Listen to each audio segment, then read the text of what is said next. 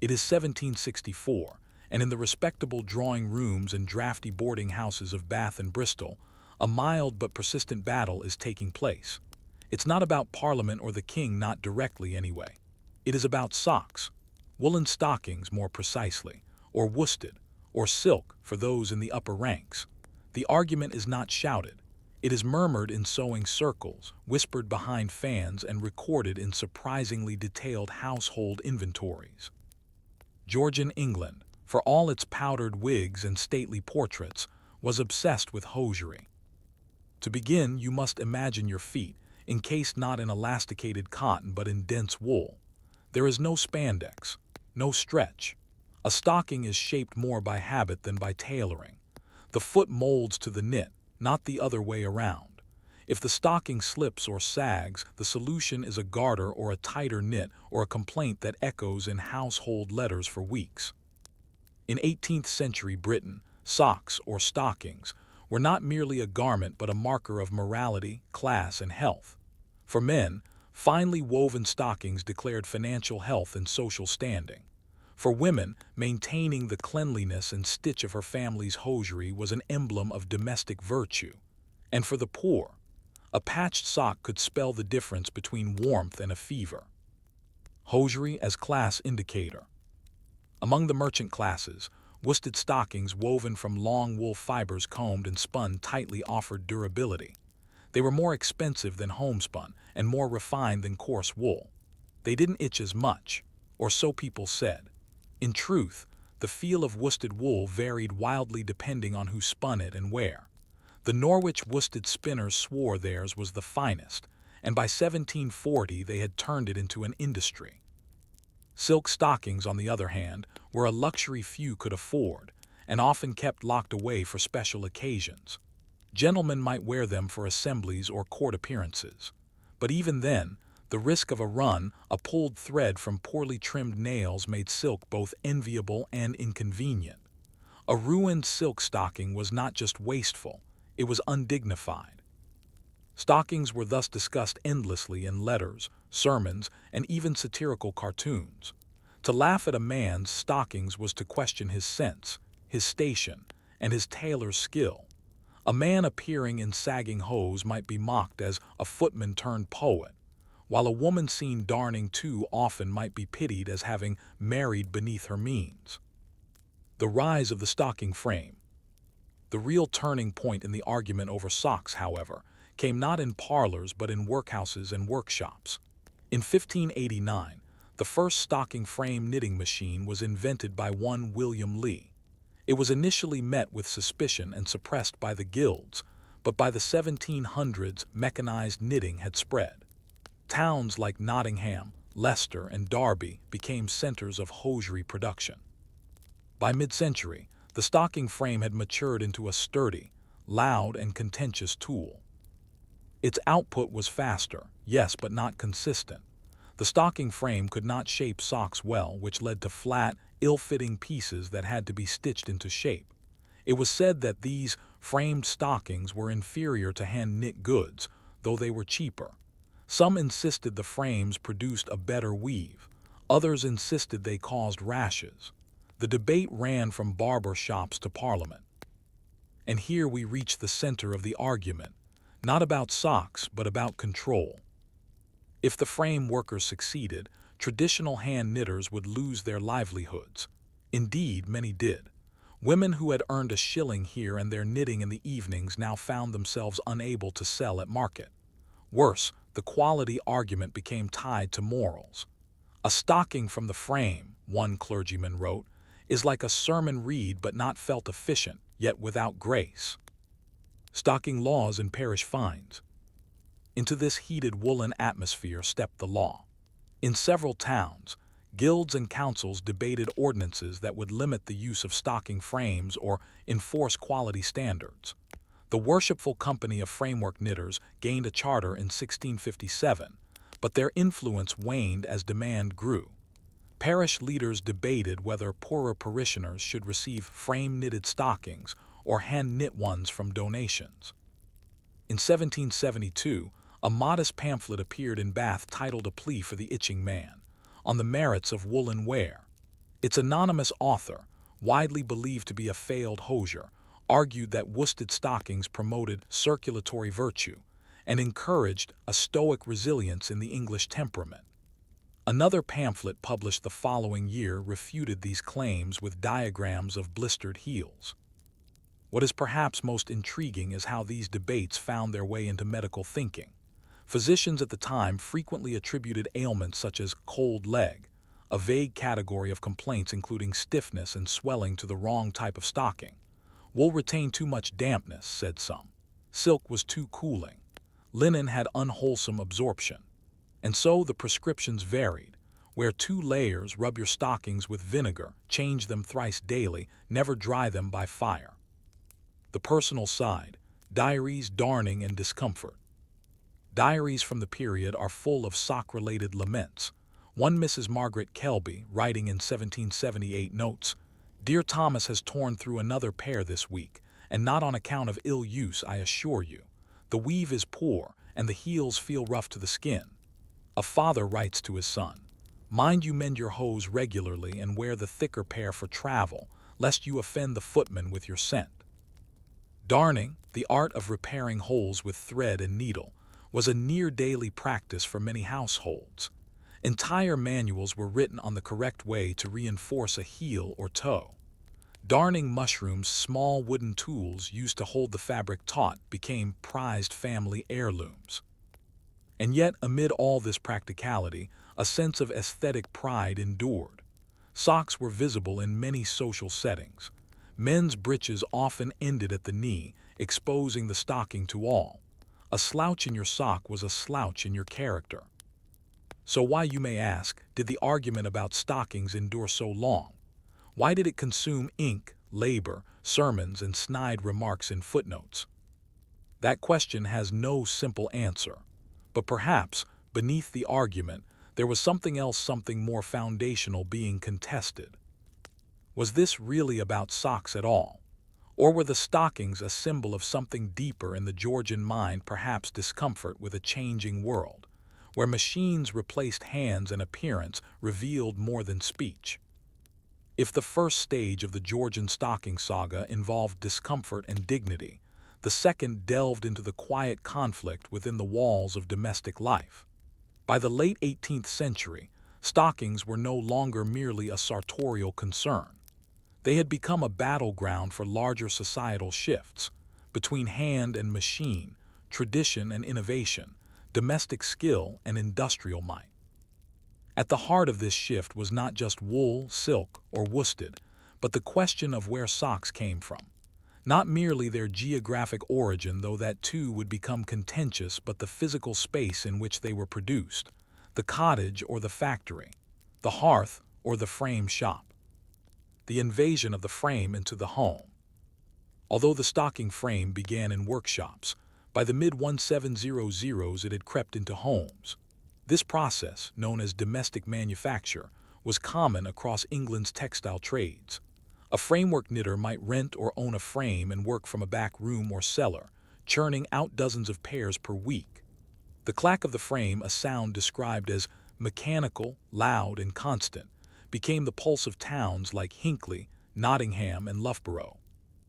This mechanization of domestic space was not without tension.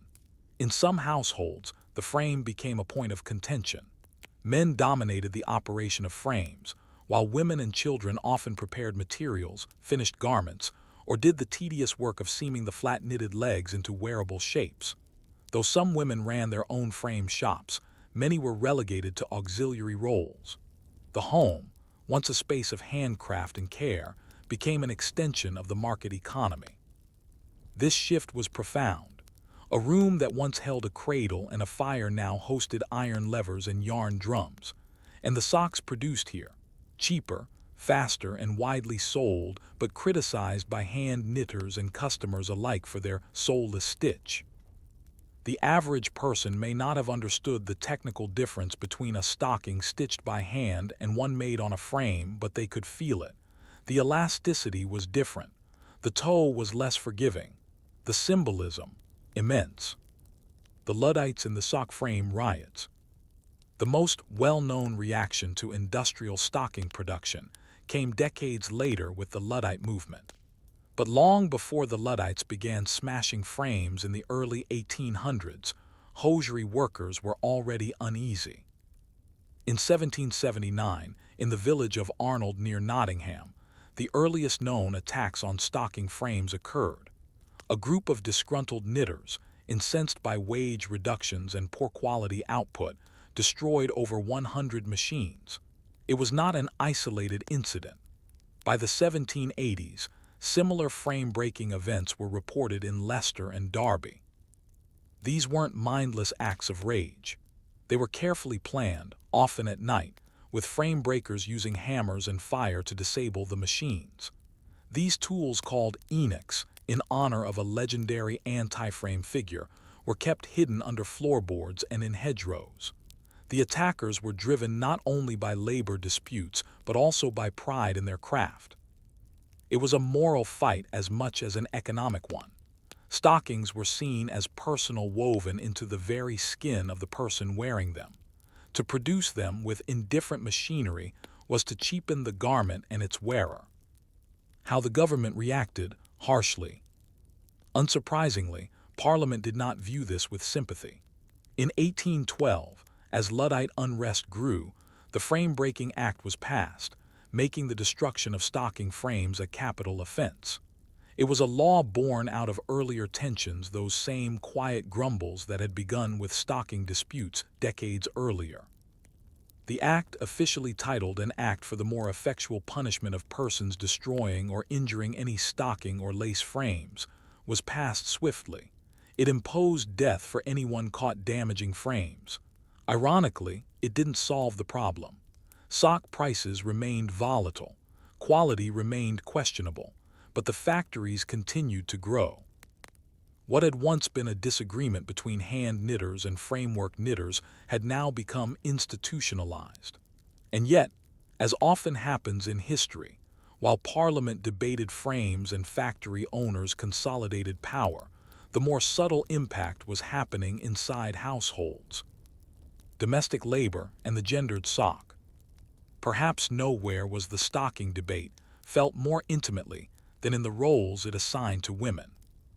Before the rise of the frame, knitting was a skill passed from mother to daughter. It was a private, rhythmic act, a way of filling long evenings, soothing grief, or showing love. To knit socks for one's husband or children was not merely practical, it was an act of quiet devotion. The introduction of frame-made socks slowly eroded the need for this domestic labor. In many middle-class households, this presented an awkward dilemma. It became unfashionable for a genteel woman to knit socks too common, too tied to working-class utility. Yet to do nothing at all seemed wasteful. So new forms of domestic craft arose: embroidery samplers, lace edging, decorative reticules. Meanwhile, the sock unadorned, increasingly imported and often rescented, faded from the domestic arts. This didn't mean that women stopped caring about socks. On the contrary, they became vocal consumers. Women's magazines reviewed the best makes of stockings, recommended garter styles, and warned against counterfeit Norwich worsteds. Letters of complaint were sent to shops in alarming numbers. Socks that shrank, socks that stank, socks with seams that bruised the calf. And still, the prices dropped.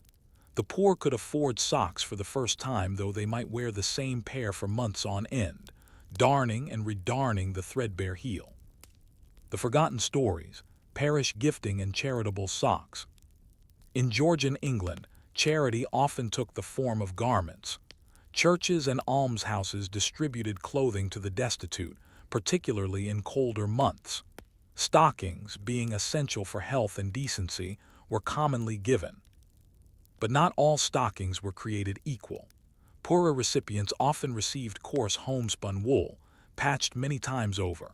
Some were given rejects from local shops, pairs that couldn't sell due to misaligned stitching or dyeing errors. Others were the handiwork of charitable women who still practiced hand knitting as a form of moral engagement. A parish record from 1786 in Yorkshire notes: "Given unto widow Marjorie, 1 pair stocking black worsted, stiff in toe, smell removed by boiling." Another, more biting entry from Surrey reads, Master Thomas did weep upon receipt of stocking, as one leg did hang longer than t'other. It was made to fit no one. These stockings were more than warmth. They were social scripts. To give a sock was to acknowledge someone's need, to reassert social hierarchy, and sometimes to offer pity in knitted form. Interestingly, there are recorded cases of the poor rejecting stockings. In Bristol, a group of weavers is said to have refused frame-made socks in favor of hand-knit ones from the old guild, citing itching, twisting, and the appearance of boils. Whether the boils were real or imagined is unclear, but the sentiment was undeniable. The stocking as a symbol of decline or survival. By the 1790s, socks had become fully embedded in the infrastructure of industry. Nottingham and Leicester had thousands of frames in operation. Fashion dictated not only the fiber wool, silk, cotton, but the color, length, and seam style. The aristocracy wore embroidered silk. The military required uniform pairs in gray or white. The poor made do with whatever could be stitched or stolen. The argument about socks no longer appeared in satirical papers or pamphlets. It had faded from the literary sphere and entered the legal, industrial, and medical worlds. Sock production was now data, wages, trade. And yet the personal experience of the sock remained. The rubbing heel, the cold ankle, the shame of a hole. Even as technology progressed, people still felt their socks every day, and those feelings were real, persistent, and passed down. Some scholars argue that the stocking frame was one of the first machines to truly challenge the boundary between home and factory, hand and machine, not because of its size or complexity, but because of its banality. No one wanted to fight about socks, but everyone wore them, and that made them powerful. And so the question remains, did the fight over the sock truly end when the frames moved into factories? Or did it simply move out of sight into store shelves, budget decisions, and forgotten footnotes? You've made it this far into the tale of socks past the clattering stocking frames, the dignified irritation of gentlemen with sagging hose, the quiet resistance of knitters in parishes and poorhouses. But as we settle into the final stretch, let us consider how this mundane garment, stitched and argued over in smoky rooms and guild halls, did more than warm feet. The stocking, in its modest form, became a subtle but powerful agent of economic transition, gender redefinition, and political control. If we squint, we can even glimpse within the sock a parable of the Industrial Revolution itself, a soft, woolen thread pulling humanity from craft into capitalism. From workshop to warehouse, sock industrialization complete. By the early 19th century, the shift was undeniable. Large-scale production had triumphed. Hosiery, once made by hand or frame in domestic rooms, was now emerging from organized factories. In 1831, the Nottingham Review recorded that over 90% of the town's stocking output came from powered machinery. The frames had been modified, enlarged, and grouped into steam-driven facilities. Production accelerated. Prices fell further. Ironically, this triumph in speed brought new challenges. Markets became flooded. Cheap socks of inconsistent quality filled warehouses. Export became crucial. British stockings were shipped across Europe and the colonies, leading to the ironic scene of enslaved laborers in the Caribbean wearing factory-made hose from Leicester, a convergence of forced and free labor economies. In India, British traders introduced woolen stockings to an environment wholly unsuited for them, encouraging their use among colonial officers as a mark of civility and British superiority. Reports of heat rashes and fungal infections did not slow their proliferation. What had begun as a domestic dispute in Georgian parlors had become a global supply chain. The emergence of sock advertising. As competition increased, hosiery makers turned to something new, marketing. If people could not feel the quality of socks through a shop window, they would have to be convinced. The first half of the 19th century saw the birth of hosiery brands. Names like Wheatley's Weave and Parsons' patent seams appeared on printed trade cards. Local newspapers carried poetic endorsements. For strength and grace to meet thy gait, choose Harris hose to seal thy fate. More interestingly, advertisements began to target women not as producers, but as purchasers. The Victorian woman, cast as the manager of the household, was urged to buy the best socks for her husband and sons. Department stores such as Harding, Howell and Co. of London placed stockings in the hosiery and haberdashery departments, often adjacent to perfume and gloves. This shift was profound. The sock had moved from a handmade gift to a consumer good, something to be evaluated, selected, and replaced. No longer imbued with the personality of the knitter, a sock now bore the brand of a company and often the promise of performance. But not everyone agreed that this was progress. The nostalgists, writing back against the sock machine. In the 1840s, a curious wave of nostalgic essays began to appear in periodicals such as the Penny Magazine and Household Words. These essays romanticized the old days of hand knitting and solid wool for solid souls. The language was mournful. One writer recalled his mother knitting socks by firelight and lamented the soulless whir of the factory's wheel. Charles Dickens himself, in one of his lesser-known articles, referred to the stockings of his childhood as coarse but comforting, their misshapen heel molded by love. In typical Dickensian fashion, he added, "Give me the bump and pearl of home rather than the perfect line of industry." This sentiment did not stop production, of course, but it did shape perception. Among certain circles, factory-made stockings were considered inferior, not in quality but in meaning. Wearing them signaled not just frugality but surrender to impersonal systems. The idea of socks as moral symbols persisted. In sermons, the phrase "to walk upright in well-made hose" sometimes appeared as a metaphor for Christian discipline. In radical pamphlets, socks were used to represent exploitation. "They warm your toes," one flyer claimed, but at the cost of another's life. The working-class sock and the rise of self-repair. One area where the cultural meaning of socks remained potent was among the working class. Here, the sock retained a sense of importance far beyond its cost. For coal miners in Durham, railway workers in Yorkshire, or mill girls in Manchester, socks were not simply clothing, they were a line of defense against injury, chill, and shame. Many families owned only one or two pairs per person. Darning was essential, and often passed from older children to younger. In such homes, a good sock was treasured. A pair gifted at Christmas could elicit tears, and so, despite mass production, the rituals of care continued. Darning eggs remained common. Socks were washed weekly, dried near the stove, inspected for wear. Holes were patched not just once but repeatedly, creating layers of thread stories stitched in yarn. A few reformers took note of this. In 1852, social investigator Henry Mayhew noted in London Labour and the London Poor that among the street sellers of Clerkenwell, socks were treated with a diligence exceeding their value, such that a pair worn to translucence might be coaxed into another fortnight of use. This resilience was not romanticism, it was necessity. Socks in the shadow of empire. As the 19th century progressed, socks joined Britain's colonial project.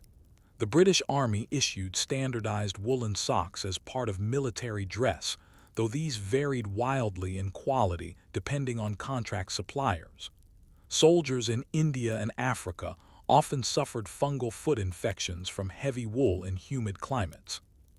Letters from officers regularly included complaints such as stockings that bind at the knee and rot at the toe. The solution: many soldiers modified their socks, cutting holes or trimming the cuff. In some regiments, wives and local women were employed to make or repair stockings by hand. Thus, the argument between quality and convenience traveled wherever Britain planted a flag. In Australia, penal colonies included sock knitting as part of convict labor. In Canada, Settler women were encouraged to knit socks for their families to prove domestic aptitude. In West Africa, the trade in British textiles, socks among them, undermined traditional clothing economies. The humble stocking, in short, had become a tool of empire. And though no one declared war over a sock, many were worn during such wars. What remains? The sock as artifact. Today, very few 18th century stockings survive. Most were worn to threads, repurposed as cleaning rags or discarded. But in museum drawers and archived parish inventories, we find hints of their legacy.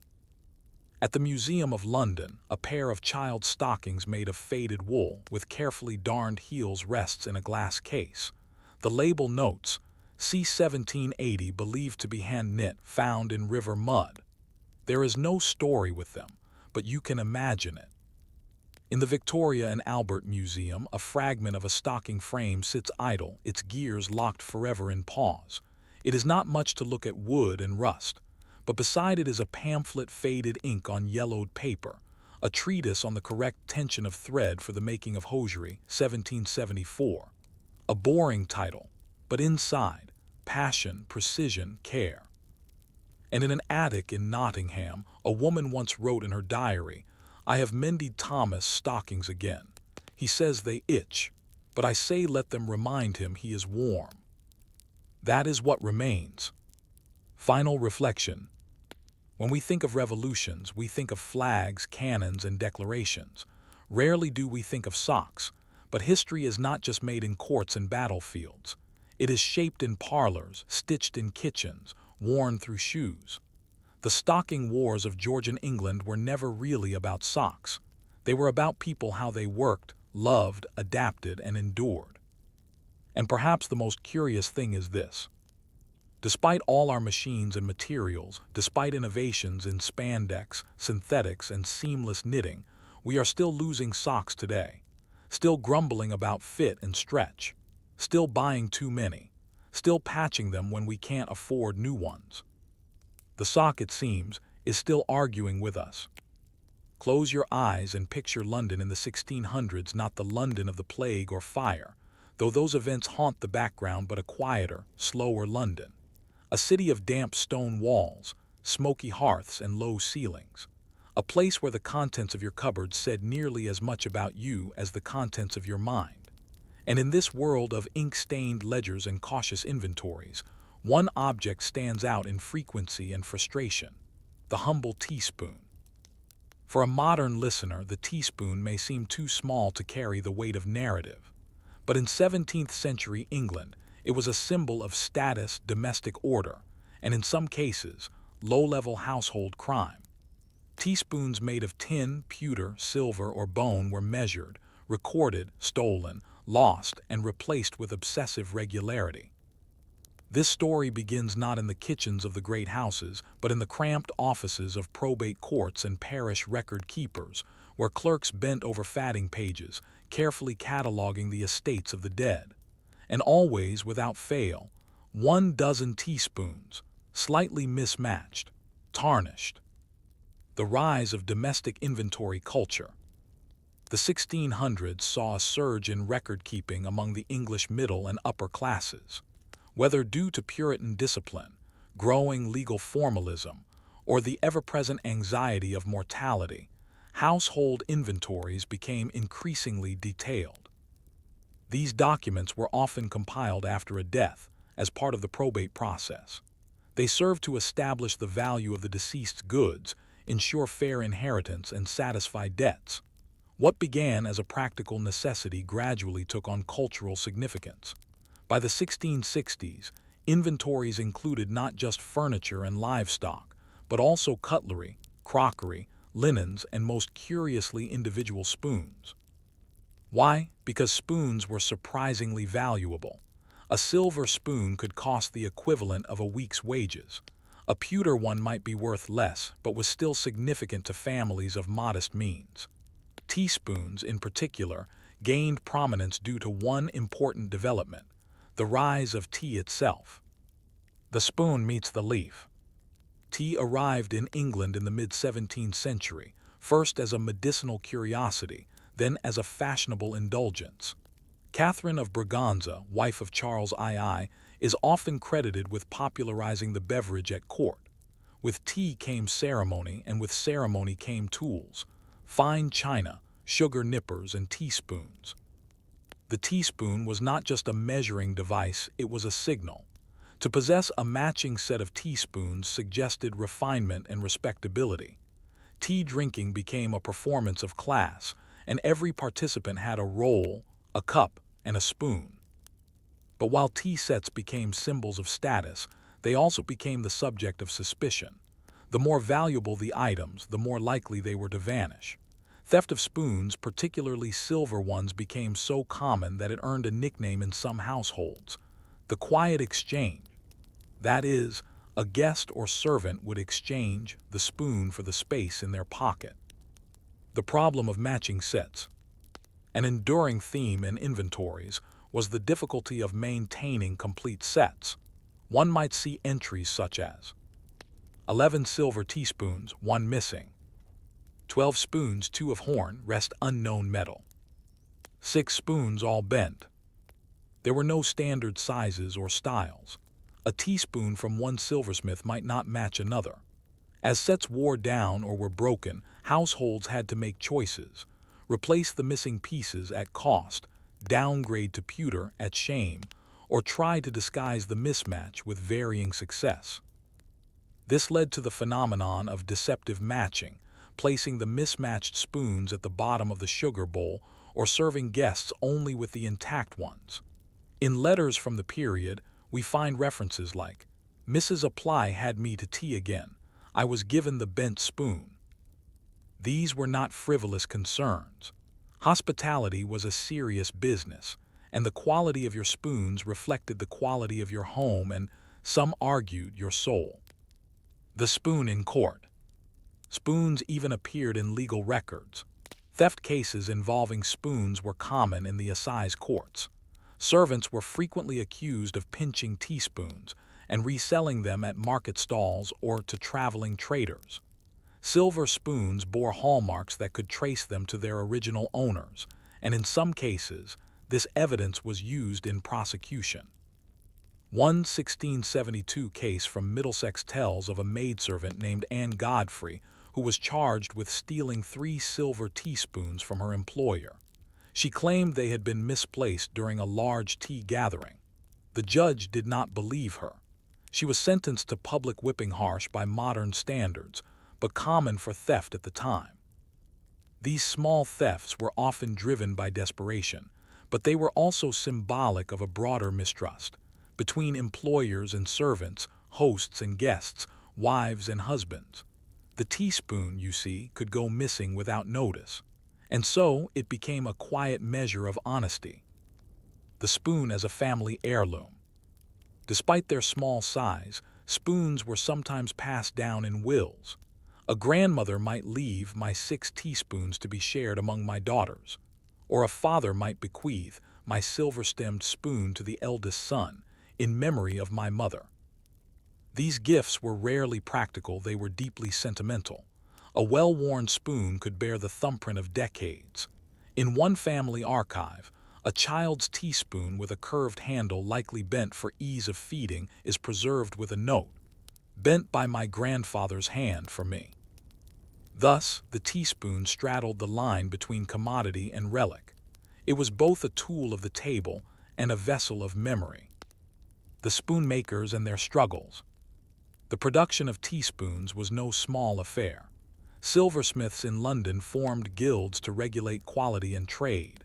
Every piece of silver was supposed to be stamped with a hallmark indicating its maker, location, and year. But counterfeit marks were common. Competition between silversmiths was fierce, especially as demand for teaspoons rose.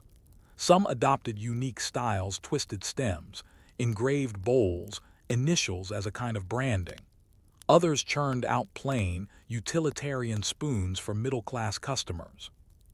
One trade pamphlet from 1688 urged buyers to choose only the strong-tipped spoons of proper depth, lest the bowl wear thin with sugar. Sugar, after all, was not only expensive, it was abrasive. Stirring tea repeatedly could erode a poorly made spoon within a decade. Silversmiths often found themselves in disputes with merchants who resold their wares. Complaints about underpayment, returned stock, or accusations of copying were frequent. The spoon business, it turns out, was a sharp-edged world. And so we return to the spoon. A thing of little weight, yet laden with meaning. Why did the teaspoon earn such a place in England's meticulous ledgers? Was it about value or something more? Perhaps it was a longing for order, for symmetry in a chaotic age. Or perhaps the teaspoon served as a quiet reminder that even the smallest things are worth noticing, recording, and sometimes passing on. The teaspoon, once a practical tool for sweetening tea and stirring stews, had by the late 1600s evolved into something far more culturally loaded. It was now a marker of civility, a barometer of order, and for some, a source of social anxiety. Where Section 1 followed the teaspoon through probate inventories and courtrooms, Section 2 will trace the object's role in everyday performance of gentility, of ritual, and of control. Because in 17th century London, where the soot of progress dusted every ledge, the teaspoon was quietly defining who belonged in polite society and who did not. The ritual of the spoon. Tea drinking in early modern England was not simply about refreshment. It was performance. Guests were often invited for a dish of tea, a phrase that captured both the beverage and the elaborate, wordless choreography that surrounded it. At the center of this ceremony sat a narrow table, often near the fireplace. On it, a fine tea caddy, a small sugar bowl, cups no larger than eggshells, and beside each one teaspoon. The teaspoon was not used to drink, of course, nor to serve. It was stirred and then set aside, typically placed across the saucer bowl up. The host would ensure each guest had one. The absence of a spoon could be interpreted as a lack of preparation or, worse, disrespect. Instructional manuals from the period go into surprising detail about how to manage spoons during tea. One 1691 pamphlet reads, "Do not lift the spoon twice in one stirring, nor allow it to clatter against the cup. Return it to rest in silence and grace. Let it not be found in your mouth." The idea was to control even the smallest gesture. In a society increasingly obsessed with discipline and decorum, the teaspoon was a tool for rehearsing self-restraint. The domestic spoon audit. Just as spoons played a role in performance, they were also part of an invisible domestic infrastructure. Middle-class women, in particular, bore the responsibility of managing household utensils, keeping count, inspecting for damage, and correcting the subtle entropy of everyday life. Household manuals urged women to perform regular utensil audits, especially of valuable goods. A popular 1684 guide, The Prudent Mistress of the House, includes an entire chapter titled Of the Care and Accounting of Small Silvers. There, the author writes, "Spoons go often astray not from thievery but from neglect. When servants are tasked to scrub and guests allowed to wander, it is then the bowl goes missing or the stem gets bent. Record all numbers. Recall their places."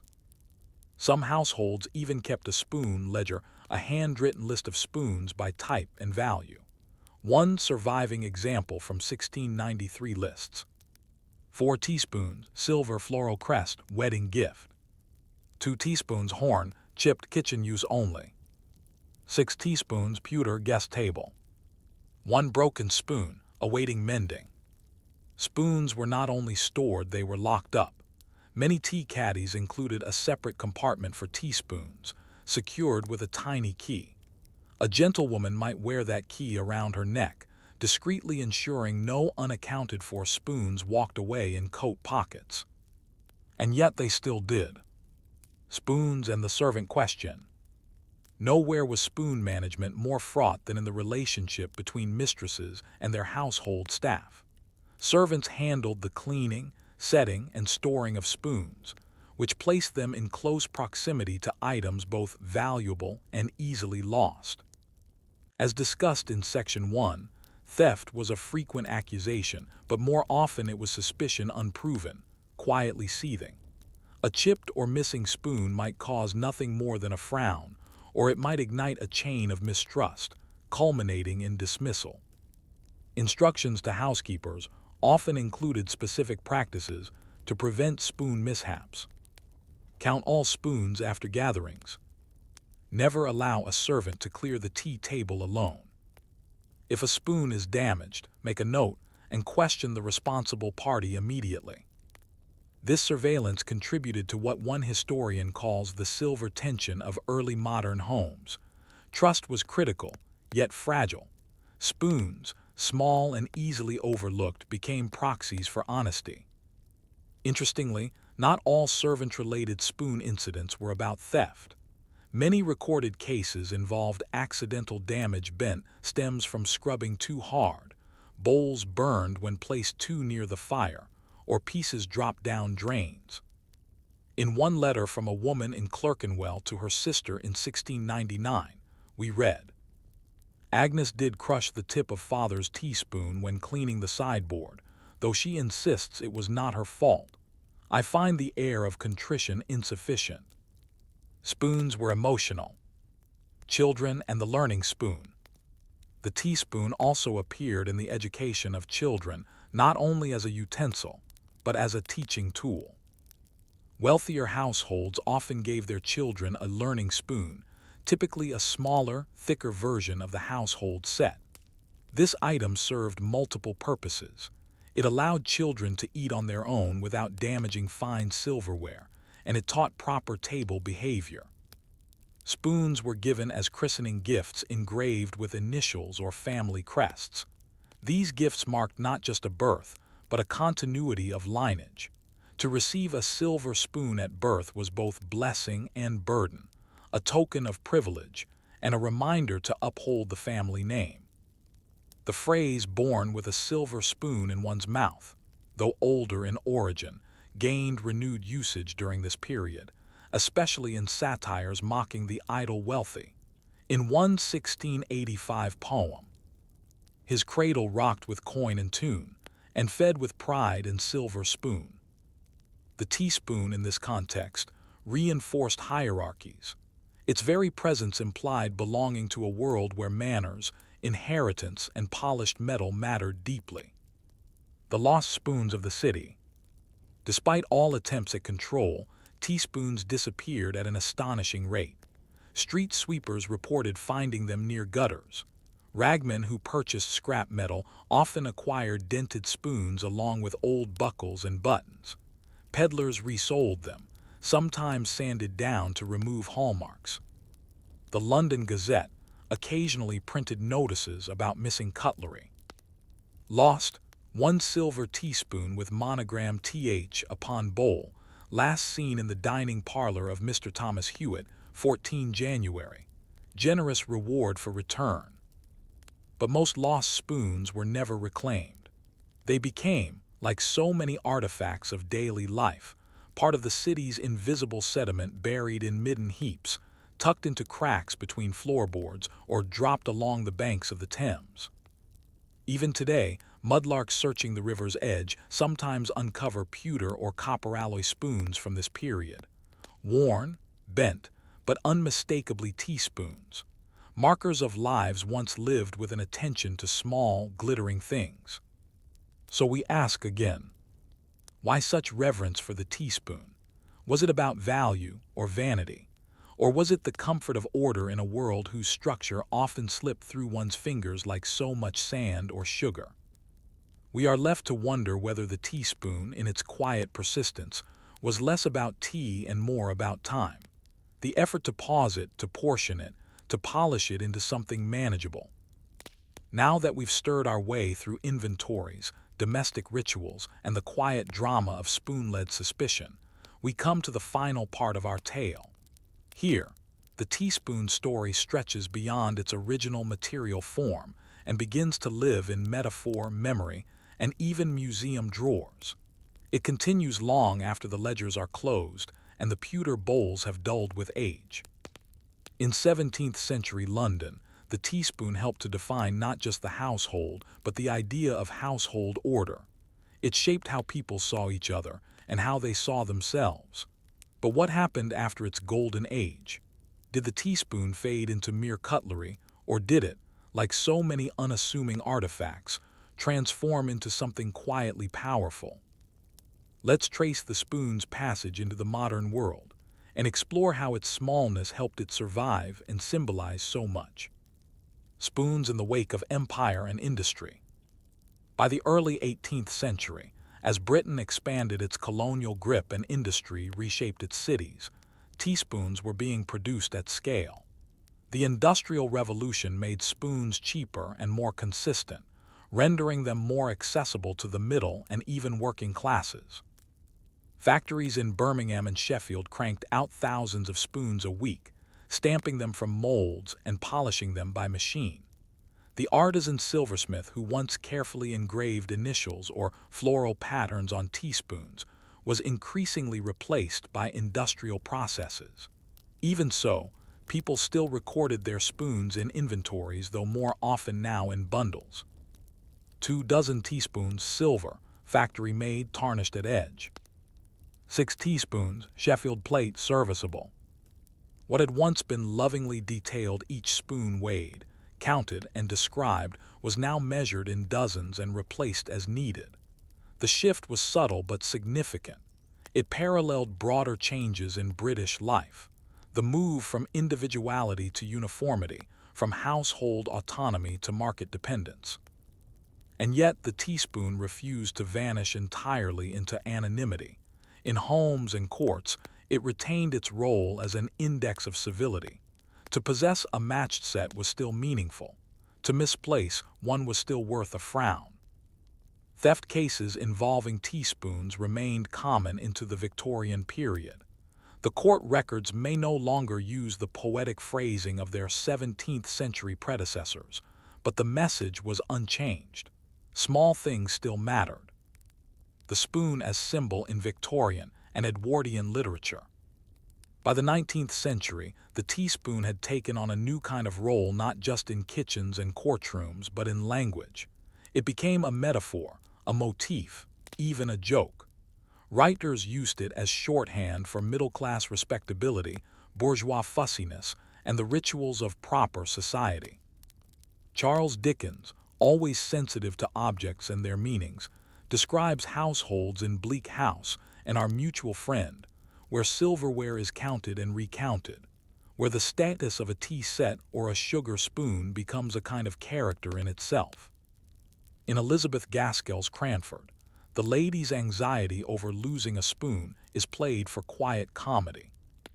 There was a moment's panic when it was discovered that Miss Mattie's best silver teaspoon had gone missing, only to find it later tucked into the butter dish, much to the relief of all assembled. Even in satire, the teaspoon was not mocked cruelly. It was too familiar, too close to the heart of domestic life. To laugh at it was to acknowledge it. The phrase, "a tempest in a teacup," became common during this period, a tidy encapsulation of how the domestic sphere could magnify petty dramas. And what is more emblematic of that than the teaspoon, ever stirring the tempest? Spoons in modern memory and museums. Today, teaspoons from the 17th and 18th centuries are museum pieces. They lie flat in glass cases at institutions like the Museum of London, the Victoria and Albert Museum, and countless smaller heritage collections across Britain. Often they are displayed in groups matched sets when available or as part of larger kitchen collections, but occasionally a single spoon is given pride of place. Why? Because it bears initials, or teeth marks, or a crooked neck that tells of frequent use. One 1680 teaspoon in the British Museum's collection is engraved with the initials RS, its bowl is oval, and the stem ends in a decorative rat tail drop typical of the late 17th century. The silver is pitted, the engraving faded, yet it remains. An object used daily, held between thumb and finger by someone long dead, now gazed at by thousands. Museums may categorize it as a domestic utensil, but we know better. It is a relic of a worldview, a tiny tool of measurement for sugar, for manners, for memory. The spoon as emotional anchor. Even now, the teaspoon remains emotionally resonant. Heirloom spoons are often among the few domestic objects to be passed down through generations, not necessarily because of their monetary value, but because of the stories they carry. In family kitchens, one might hear, "That's your grandmother's spoon. We always used it at Christmas." "Don't use that one. It's from the old set, the one Mum got when she moved out." "This spoon doesn't match the rest because it came from Auntie's wedding." We speak of teaspoons not just as tools but as anchors. Their smallness makes them easy to lose but also easy to keep. They slip into boxes, drawers, and memories. A child playing tea party with an old teaspoon performs, unknowingly, an act of cultural transmission. Lessons from the spoon. So what, ultimately, does this long, meticulous accounting of teaspoons tell us? It tells us that history is not made only of kings and wars. It's made of rituals and routines, of habits passed down, of small decisions recorded in dusty ledgers. The teaspoon teaches us that significance is not measured by scale. A thing can be light enough to rest on your tongue and still carry the weight of centuries. It also tells us something about survival. Teaspoons endured because they were useful, but they became meaningful because they were handled with care, repaired, polished, remembered. In a world constantly in flux, they offered a rare form of continuity. And perhaps most poignantly, they remind us of our shared humanity. Everyone stirs their drink. Everyone misplaces a spoon. Everyone at some point holds something small and thinks, "I mustn't lose this." Final reflection. As we close the ledger on teaspoons in 17th century London, let us not rush away from the quiet power of the minor object. These were not just tools for sugar, they were instruments of order, trust, and memory. The next time you stir your tea or coffee, glance at the spoon. Ask yourself, how did this object arrive here? Who held it before me? What rituals does it carry still? There are no final answers, only gentle questions, stirring, always stirring. It is difficult, from the vantage point of the modern map, to imagine a time when a single hedge line, footpath, or twist in a river might provoke years of correspondence, survey, and even violence. But in the Welsh marshes of the 16th and 17th centuries, disputes over land boundaries were as common as sheep, and often far more contentious. Welcome to a story of inch-by-inch feuds, impossible to read maps, and the stubborn refusal of nature to remain where men drew lines. This is not the story of sweeping conquests or noble alliances. It is the quieter and in many ways, more exhausting tale of property, perception, and the endless problem of where one person's pasture ends and another's begins. Setting the stage, the Welsh Marches. The region known as the Welsh Marches straddles the borderlands between England and Wales. It is a place of rolling hills, boggy meadows, small rivers, and long memories. For centuries, it was a frontier zone not just of geography, but of law. The Norman conquest of England in 1066 did not fully extend into Wales. Instead, Marcher lords' semi-autonomous barons were granted authority to control these volatile borderlands. They built castles, imposed their own legal codes, and created a patchwork of jurisdictions that would persist in some form for centuries. By the 1500s, many of these Marcher territories had been officially integrated into the Kingdom of England, but the legacy of autonomy remained. So too did a deep confusion over who owned what. Because boundaries in the marshes were often not defined by walls or fences. They were hedgerows, streams, lines of trees, or even mere custom. And customs change, rivers shift, trees fall, people remember differently, and so the map becomes a battleground. The birth of the early modern boundary dispute. As land grew more valuable in early modern Britain, particularly with the rise of enclosure and private agriculture, defining property lines became urgent. No longer was land simply used. It was measured, taxed, rented, or sold. And so, disagreements over land ownership escalated into formal disputes. Parish records from Herefordshire, Radnorshire, and Montgomeryshire show a steady rise in complaints about encroachment, invisible landmarks, and inappropriate tethering of livestock across lines yet undecided. 11604 case from near Knighton reads, "There is a path trod by cattle that our fathers knew to belong to Penkrose Farm, and yet now is said to lie within the bounds of Llanglyn. The map is unclear. The clerk is infirm. We ask that judgment be delayed until more certain measurement be made." It was not uncommon for a dispute to last a decade or more. Even when both parties agreed to bring in a surveyor, the results often led to new questions. Whose version of the map was accurate? Which river bend counted?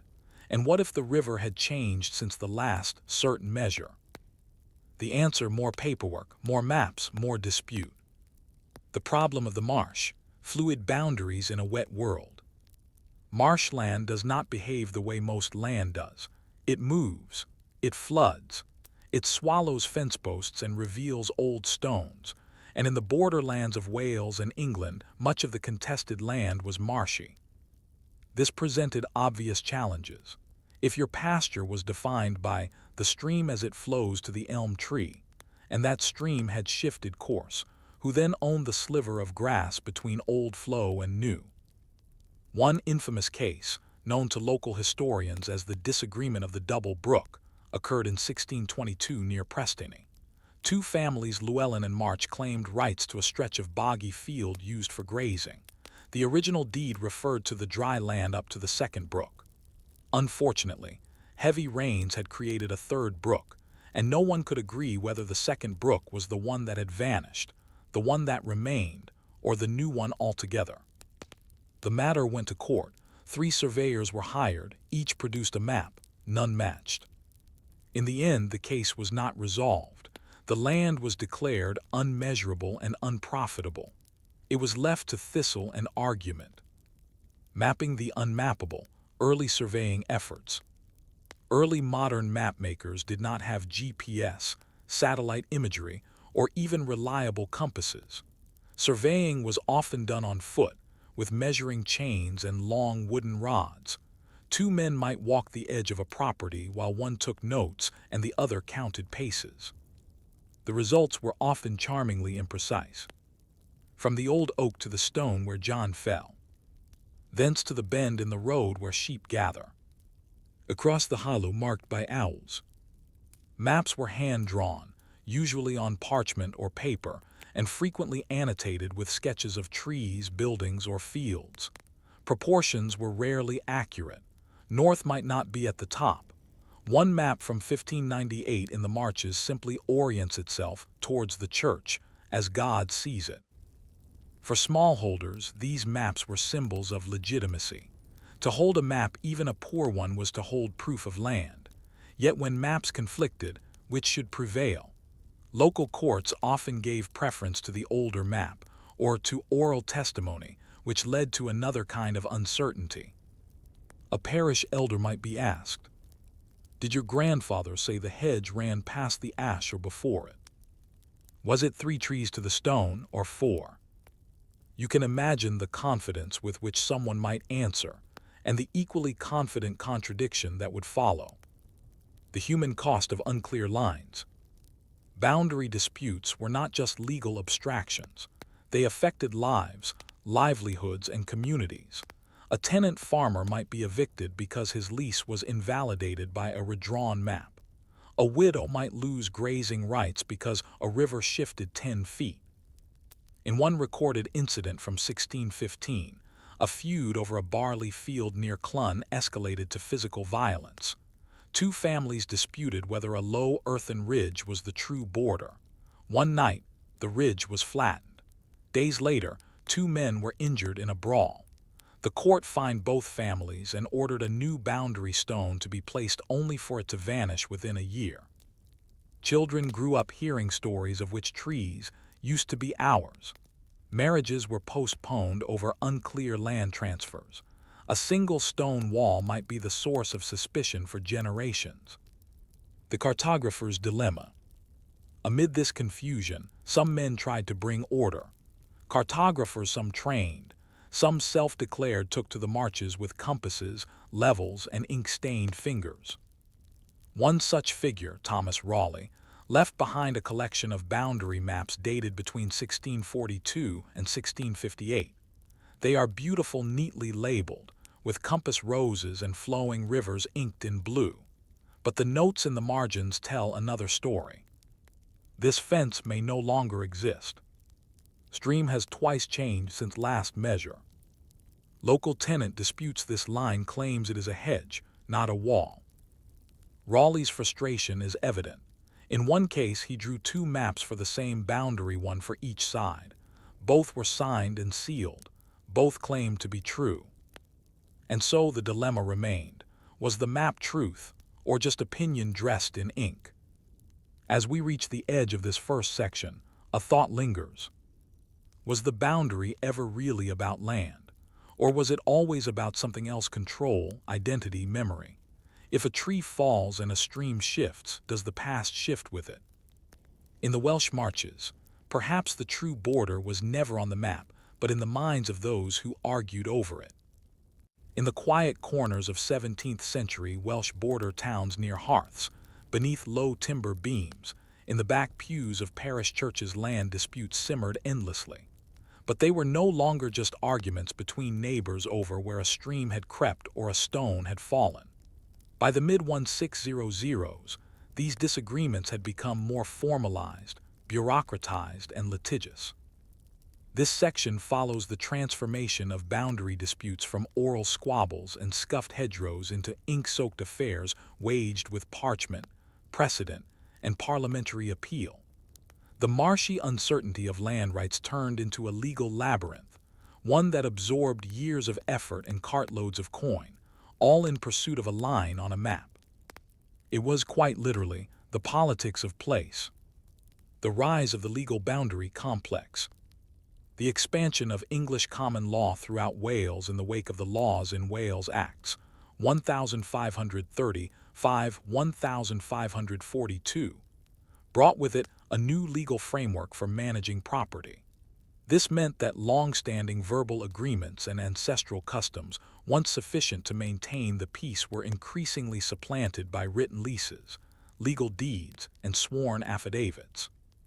In the border counties of Herefordshire, Monmouthshire, and Radnorshire, courts began to see an uptick in cases concerning land boundaries.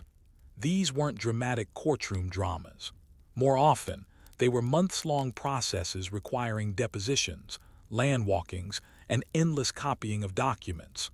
One observer remarked in 1651, "The drawing of a single hedge across old pasture hath required more quills than would satisfy a college." These cases often hinged on technicalities. Did the disputed plot include the coppice or stop before it? Was the stone referred to in the deed still visible?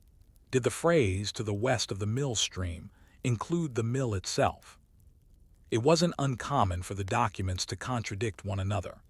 Worse still, landholders might produce multiple versions of a deed, some real, some altered, some downright forged. The court clerks, overworked and often underpaid, were in no position to investigate the deeper truth. Instead, they copied what they were told, adding more maps to the growing tangle of contradictory truths. Surveyors as witnesses, enemies, and pawns. As legal disputes grew more complex, the role of the land surveyor became more prominent and more precarious. A skilled surveyor could tip the scales of a boundary dispute by producing a map that supported one side's claim. In theory, surveyors were neutral. In practice, they were often pressured, bribed, or manipulated. Records from 1663 tell of a boundary dispute near Oswestry, in which two surveyors produced near-identical maps, with one crucial difference: the position of a lane that separated the properties. A later investigation revealed that one surveyor had been paid in advance for his expected conclusion. Surveyors were sometimes attacked. In 1647, a man named Elias Crundall was pelted with turf and chased off a disputed pasture while attempting to measure it. In another case, a surveyor named Meredith Glynn was accused of deliberate turn of compass for dishonest gain, a serious charge, though never proven. Some tried to protect their integrity by including disclaimers in their work. A surviving map from 1655 includes a marginal note: "All distances herein are taken by direct pace and best estimation. The truth of bounds is left to God and the parties." A pious hedge, if there ever was one. Parish maps and the tyranny of the vague. As local governments tried to formalize boundaries, parishes began producing their own official maps. These were usually compiled by a combination of church wardens, local elders, and a hired surveyor. In theory, a parish map defined the boundaries of the community for taxation and tithing. In practice, they often deepened disputes, especially when multiple parishes overlapped, or when different versions of the same map emerged. Take the case of Llanfair Waterdene and Betwas Ycarwen, two neighboring parishes. Both claimed the same patch of scrubland, rich with gorse and rumored to be good for grazing. Each parish had a map placing the land within its own bounds, and each insisted its map was older. The dispute led to dual tithes, overlapping assessments, and, eventually, a court case that dragged on for 8 years. One justice finally ruled that neither parish had a map of satisfactory verity, and the land was assigned to neither, effectively rendering it a legal no man's land. Ironically, the land in question flooded most winters. Memory as evidence. In the absence of definitive maps or deeds, courts often relied on the memories of elders. A particularly vivid example comes from a 1652 case in Radnorshire. One William Pugg, aged 87, did attest that his father showed him a stone in the meadow, said to mark the corner of Tree Rose Farm. He could not say if the stone remained, but remembered it as blackish and flat like a cake. Other testimonies might reference events from 50 years earlier, tied to family lore. My uncle said the ditch was dug by his father after the Great Frost. It was ever known that the tree at the south gate belonged to the Vaughan family.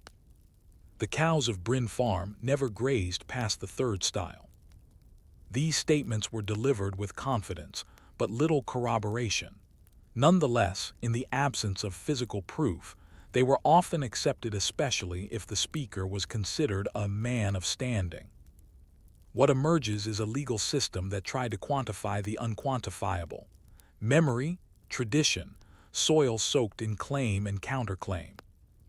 Economic consequences of uncertainty. While the disputes themselves were tiresome, the consequences could be profound. Farmers whose boundaries were in question found themselves unable to plant or graze. Tenants hesitated to pay rent on uncertain land. Landlords refused improvements until ownership was confirmed. And when land lay idle, entire communities suffered. A 1640 account from Kington reads, "The barley field above the lug hath remained until these 3 years, for want of agreement between the holders. The hedges grow wild, the road is washed, and none take profit." In more extreme cases, boundary confusion discouraged investment altogether. Land was sold at reduced rates, or not at all. One tract of woodland in Breconshire changed hands 6 times in 15 years, each new owner believing he could settle the lines with a neighbor. None succeeded. Even when disputes were resolved, the costs, legal, emotional, practical, were high. A stone wall might cost £20 to erect. The court case that led to it might cost double. Mapping as control. By the late 17th century, maps themselves had become tools of power. The Crown increasingly demanded accurate surveys for purposes of taxation, military readiness, and social control. One aim of mapping the Welsh marches was not just to settle disputes, but to impose boundaries whether or not the locals agreed. This impulse reached its zenith with the Ordnance Survey in the late 18th century, but its seeds were planted in this earlier period. Maps began to use standardized symbols. Distances were recorded with greater precision, and the language shifted from my land to mapped land. Some rural communities resisted. Farmers in Powys were known to ignore surveyors entirely, declaring, "The land knows itself," a poetic sentiment but not a legal one. And so the question grows murkier still. If a map does not match the memory, which holds more weight? If two people walk the same line but see it differently, who truly owns it? Perhaps in the Welsh marches, ownership was never about possession. Perhaps it was always about perception and the slow, weary war to make one's version of the land the one that lasts. By now, you've paced the hedgerows and stream banks of the Welsh marches. You've sat through endless depositions over crumbling stone markers, squinted at maps no one can quite agree on, and listened to octogenarians recall landmarks long vanished. In Section 3, we arrive at the final miles of this weary trudge, the lingering legacies of these disputes, the meaning of maps in a world that rarely stayed still, and the quiet persistence of uncertainty in a land that never entirely settled down. Though many of the old boundaries have been erased, built over, or reshaped by time, the traces of these long-argued lines remain not always in earth and stone, but in archives, in habits, in the names people still use when they point at a field and say, "That's Vaughan land, always has been." The paper aftermath. Even after disputes were resolved, the paperwork lived on. Deeds, maps, court rulings, witness statements, and annotated letters accumulated in the record chests of families, parishes, and legal clerks. A small estate with a disputed corner might generate over 200 pages of testimony and drawings, each page insisting, clarifying, contradicting, or hedging. These bundles, tied with string or stuffed into drawers, survived centuries of moths and mildew. Today, many lie in county archives still unread. A 1681 map might lie beside its rival from 1682, each claiming to be true to compass. One includes a hand-drawn tree line, the other a note. The field called Hobbs Lurch was never so named by anyone of sound mind. Archivists sorting through these documents report that such disputes, often seemingly petty, offer some of the richest glimpses into early modern rural life. In one Herefordshire archive, over 40% of 17th-century local court cases involve land boundaries. The rest are largely over inheritance, debts, or livestock trespass issues that often circle back to land anyway. Each map, each note, offers a miniature world. A single lane, a muddy stile, the angle of a ditch remembered by someone whose name we've forgotten. The disappearance of disputes and their return. By the late 18th and early 19th centuries, many of the old boundary feuds had quieted not because everyone finally agreed, but because centralized record-keeping and standardized mapping tools made disputes harder to win. The advent of the Ordnance Survey, founded in the 1790s, marked a new phase in cartography: standardized scales, triangulated measurements, and consistent symbols. The resulting maps were precise down to fence lines and barns. Once the government map said where the line lay, argument became less effective, and for many, less necessary. But some disputes smoldered on, especially in regions where the map still couldn't keep pace with the land. Rivers still meandered, marshes flooded, farmers adjusted fences to where the grass grew best. And in the 20th century, with the return of localism and shifting land ownership laws, some ancient disputes flickered back to life. A notable example from 1937 involved a patch of pasture land in Radnorshire, long assumed to belong to a family since the 18th century, until a developer unearthed an older deed during a failed road-widening proposal. The ensuing case, bizarrely, referenced three maps from 1694, 1710, and 1821, each showing a different property line. In the end, the land was declared undecidable, a term, one judge noted, more poetic than legal. Cartographic ghosts in modern times. Walk the Welsh marshes today, and you may still encounter the remnants of these old debates, though you might not realize it. A line of hawthorn hedges running inexplicably across two fields, likely an old demarcation now functionally obsolete. A public footpath that veers strangely before correcting itself, once the site of a fence moved during a land spat in 1715. A farm gate with a stone beside it, inscribed only with the date, 1673, a long-forgotten boundary marker, perhaps commemorating a settlement no longer in any living memory. Even the local place names echo the legal past. Fields called the dispute, Two Hedge, or Lawman's Turn, often trace their names to centuries-old disagreements. Maps too carry these ghosts. Some Ordnance Survey editions include faint, dotted lines labeled Old Parish Boundary Disputed. Others contain notes like Tract Claimed, or Fence Disputed Ownership, see Reg. 212.4. These markings are quiet, often overlooked, but they're reminders that land is not just soil and grass. It's narrative, and sometimes that narrative is unresolved. Why it all mattered, the boundary as belonging. Ultimately, boundary disputes were not about greed, not usually. They were about identity. For early modern people, to know where your land ended was to know who you were. Land was livelihood, but it was also pride, legacy, and home. A stone wall wasn't just a border. It was a memory, a line drawn by a grandfather, walked by a father, inherited by a son. To move that line was to erase a story. To question it was to question the people who lived there. For those in the Welsh Marches, people who straddled linguistic, legal, and cultural frontiers, the clarity of a property line could offer comfort. If you couldn't control the weather, the market, or the monarchy, at least you could point to a field and say, "This is mine." Final thoughts, the beauty of boring maps.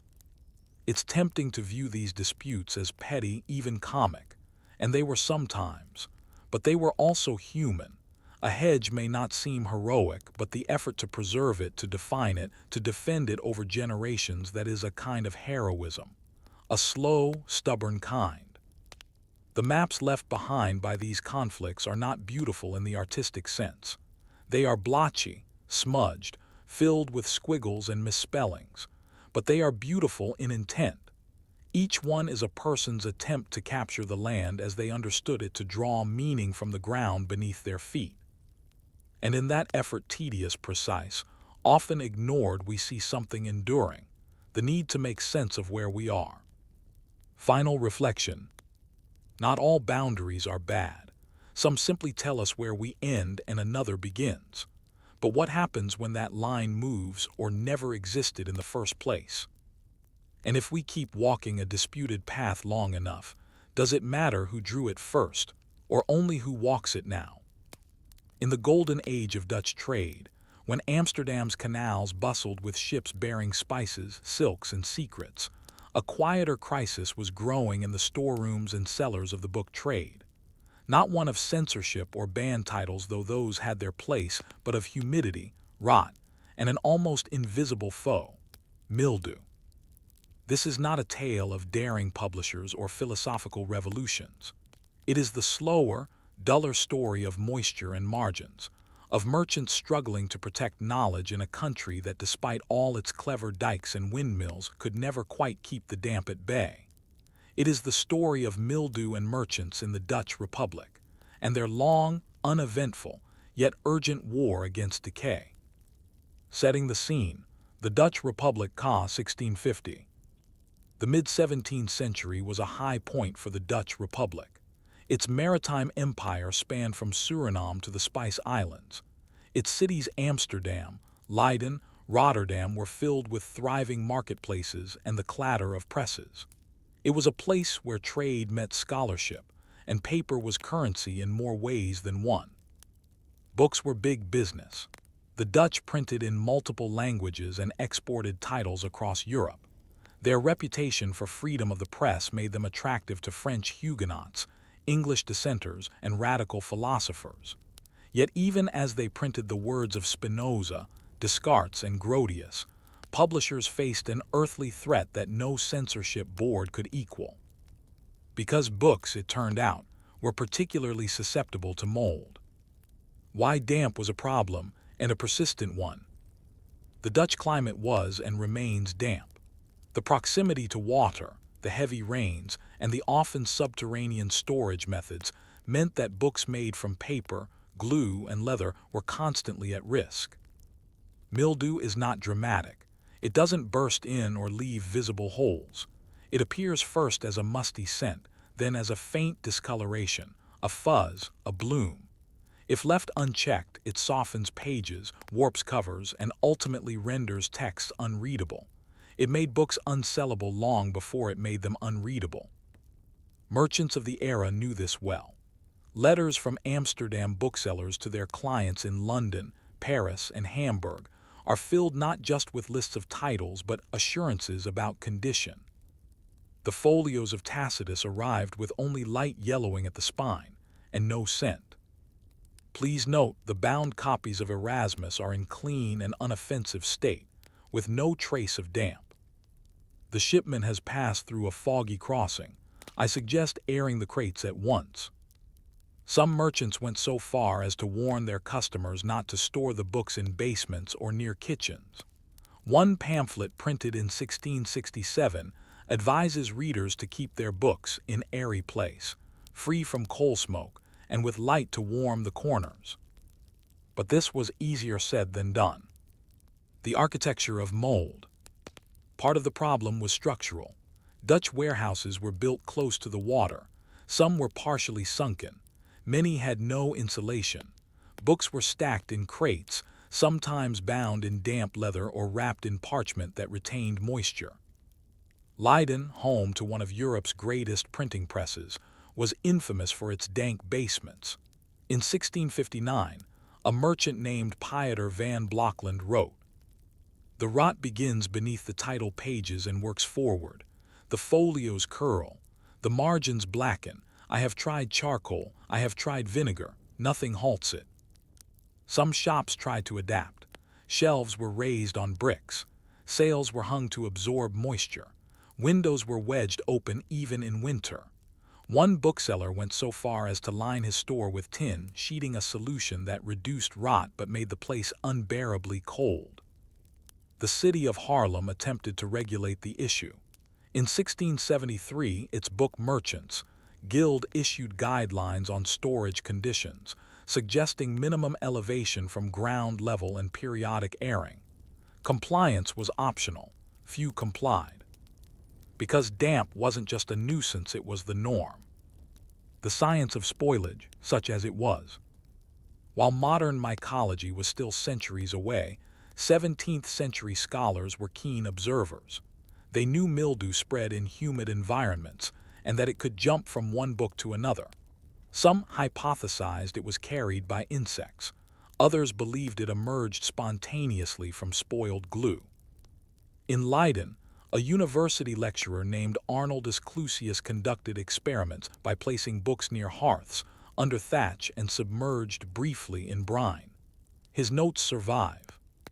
Leather dried too quickly will crack, but slow-dried leather grows film.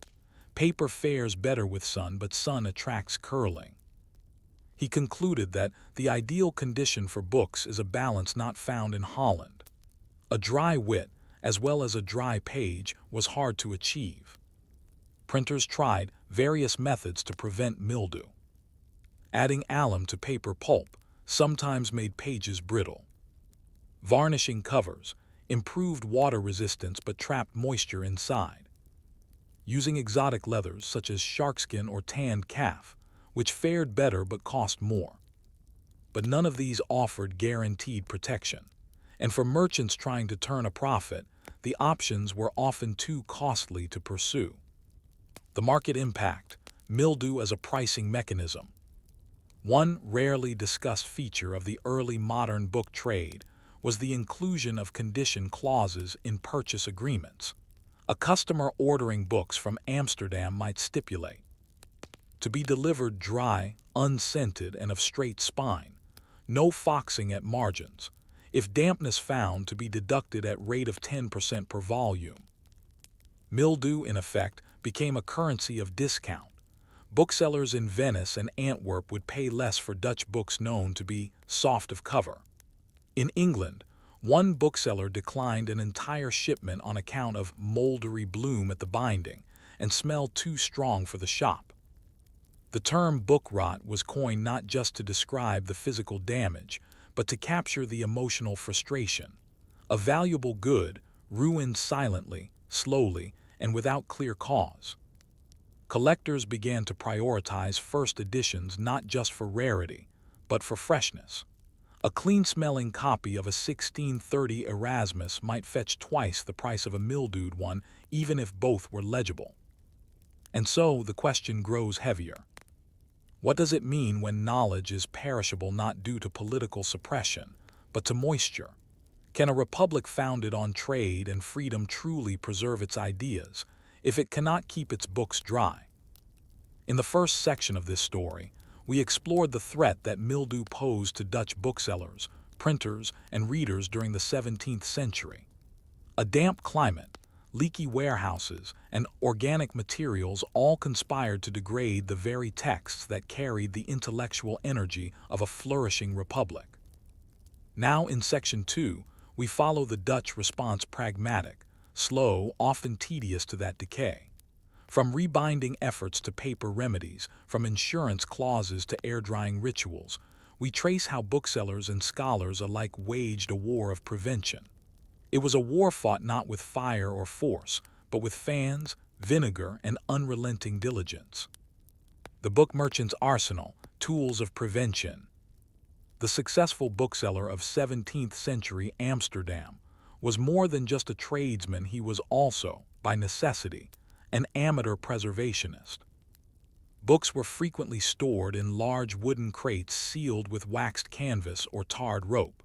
These wrappings were meant to protect against seawater on long journeys, but they also trapped humidity. Unopened crates could arrive swollen, their contents stuck together like damp playing cards. To avoid this, merchants developed systems of regular inspection.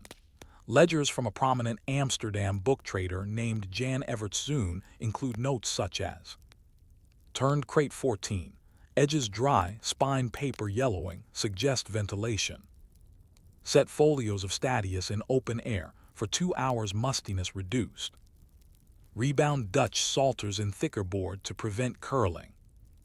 Evertszoon's records suggest that books were not passive objects, they required maintenance.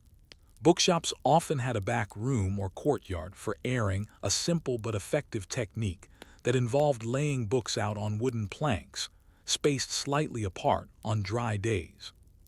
In some cases, bookstores even hired young apprentices for this sole task, to carry books out to air, to dust off mildew spots, and to report on suspicious smells. There was no glamour in it, just a lot of bending, sniffing, and patience. The dilemma of binding materials. Leather, used to bind many books, was particularly vulnerable to mildew. Some leathers absorbed moisture like sponges. Others cracked when dried too quickly.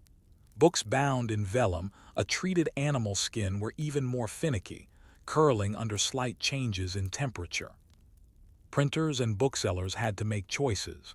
Should they invest in expensive, water-resistant leather, or use cheap parchment and risk returns?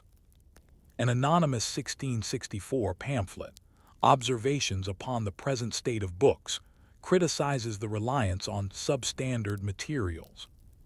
Many a fair edition hath been rendered foul for want of firm binding.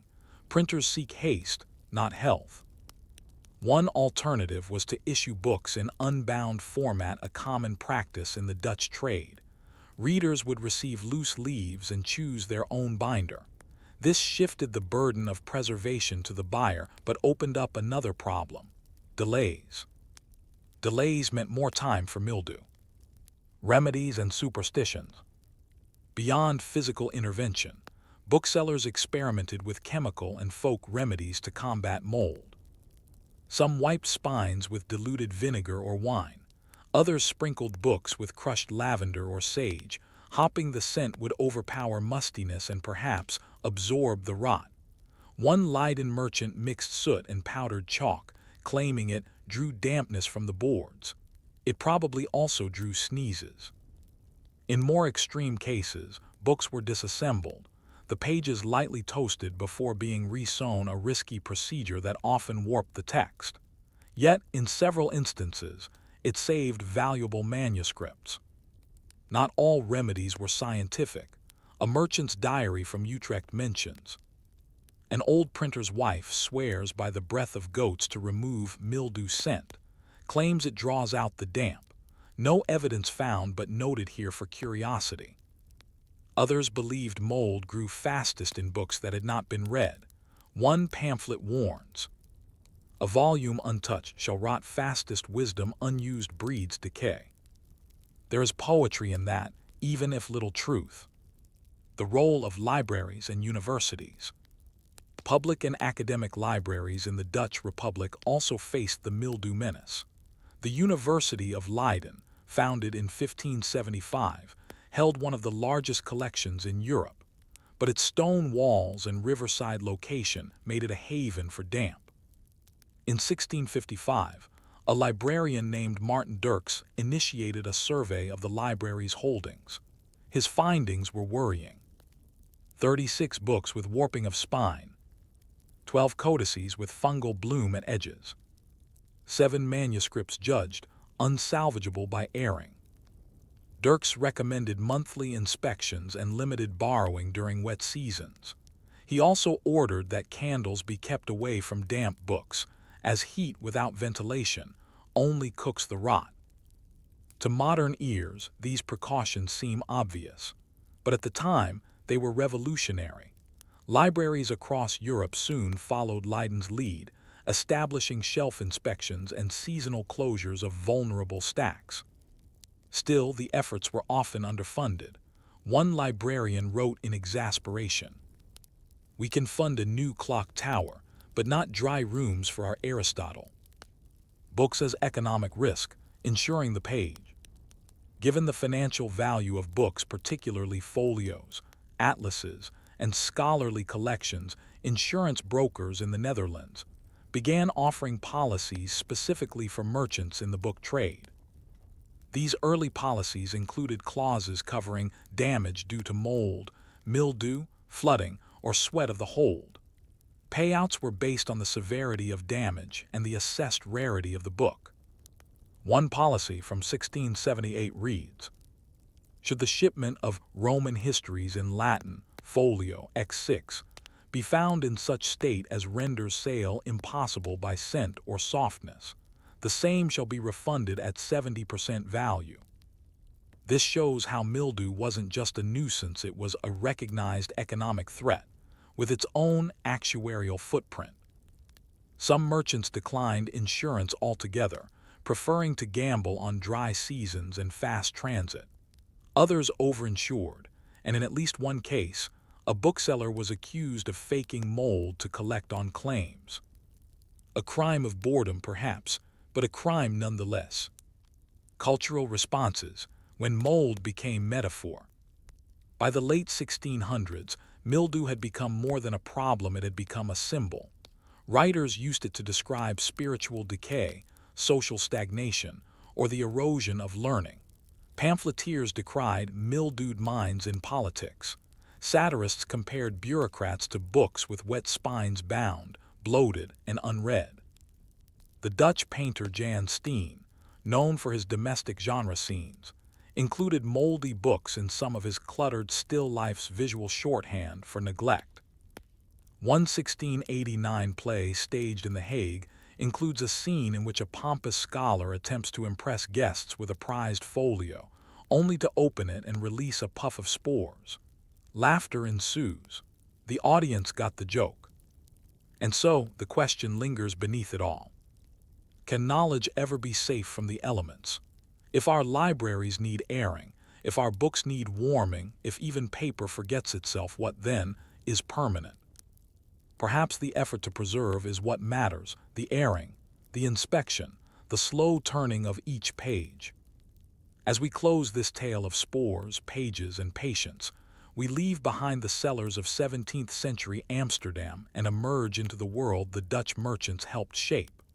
Though mildew never made headlines and no wars were fought in its name, it left its mark quietly softening margins, curling corners, and in some cases, erasing knowledge before it could be read. But more than that, mildew left a cultural imprint. In this final section, we explore how the Dutch obsession with paper preservation trickled forward into archival culture, into ideas of permanence, and into the strangely romantic notion that books are not merely objects of knowledge, but living things subject to the weather and in need of care. When the merchant became an archivist, the merchant houses of Amsterdam and Leiden, once focused on profit, gradually evolved into the earliest forms of curated book collections. What had once been stock became legacy. By the end of the 17th century, several wealthy booksellers began converting parts of their inventories into private libraries. This was not always intentional. Sometimes it was simple inertia. Books that couldn't be sold due to water damage or scent were retained, quietly set aside, bundled in corners. But slowly their value changed. In 1702, one Amsterdam trader, Jacobus Vroom, compiled an inventory of his unsaleable shelf. It included a bound copy of Galen's Anatomy, spine detached but pages firm; 5 dampened Bibles in varying tongues, edges wrinkled, no mold; a volume of trade laws sent strong, but inscriptions intact. He noted, almost wistfully, "What cannot be sold may yet be saved, and who is to say what usefulness lies in what no one seeks?" Vroom died in 1711.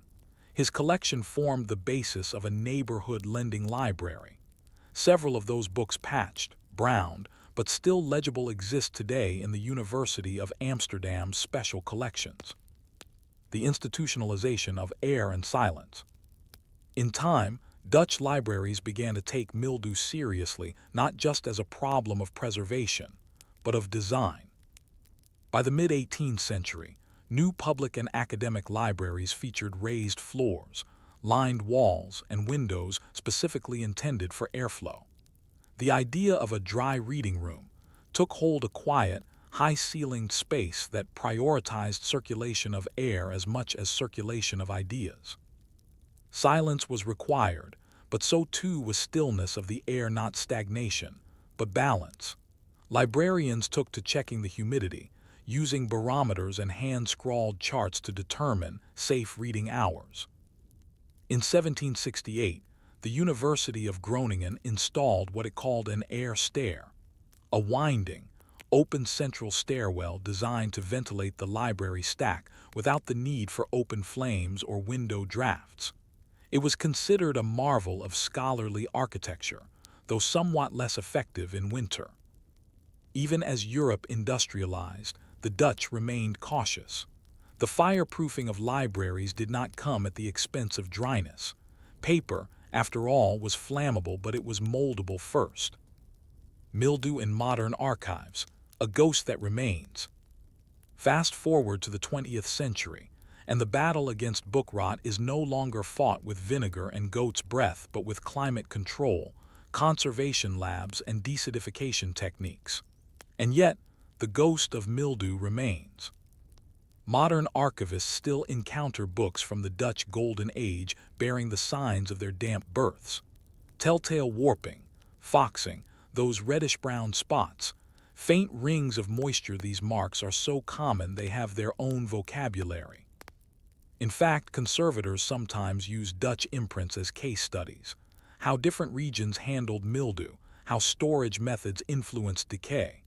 Leiden's books, it turns out, rot differently than those from Haarlem or Delft.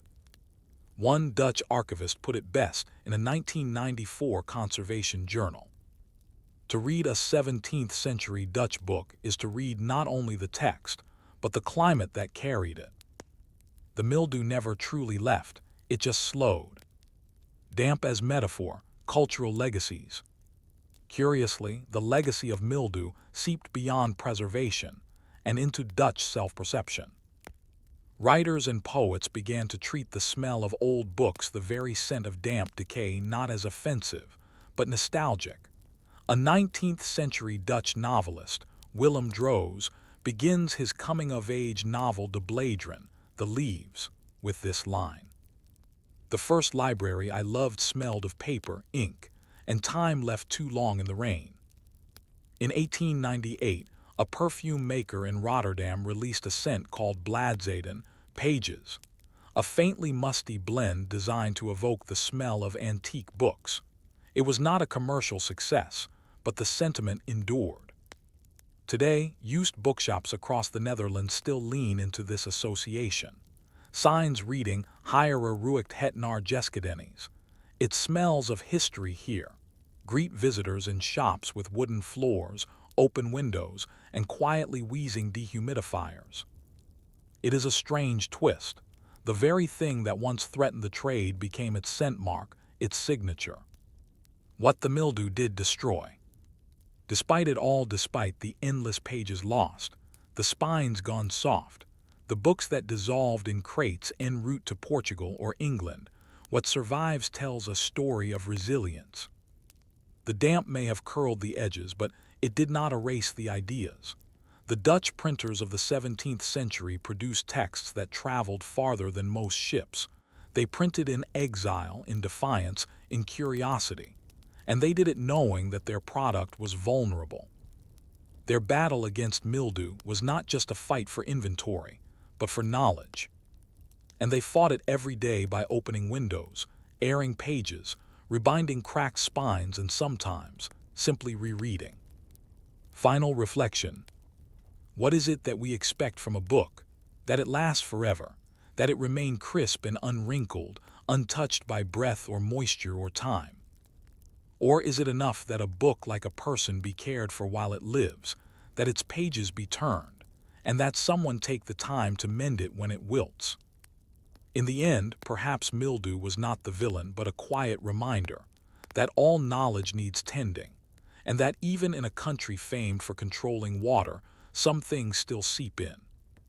In a world before inboxes, before stamps, before even consistent postal routes, the arrival of a letter was a moment of suspense. It might bear good news or bad. It might be months out of date. It might never arrive at all.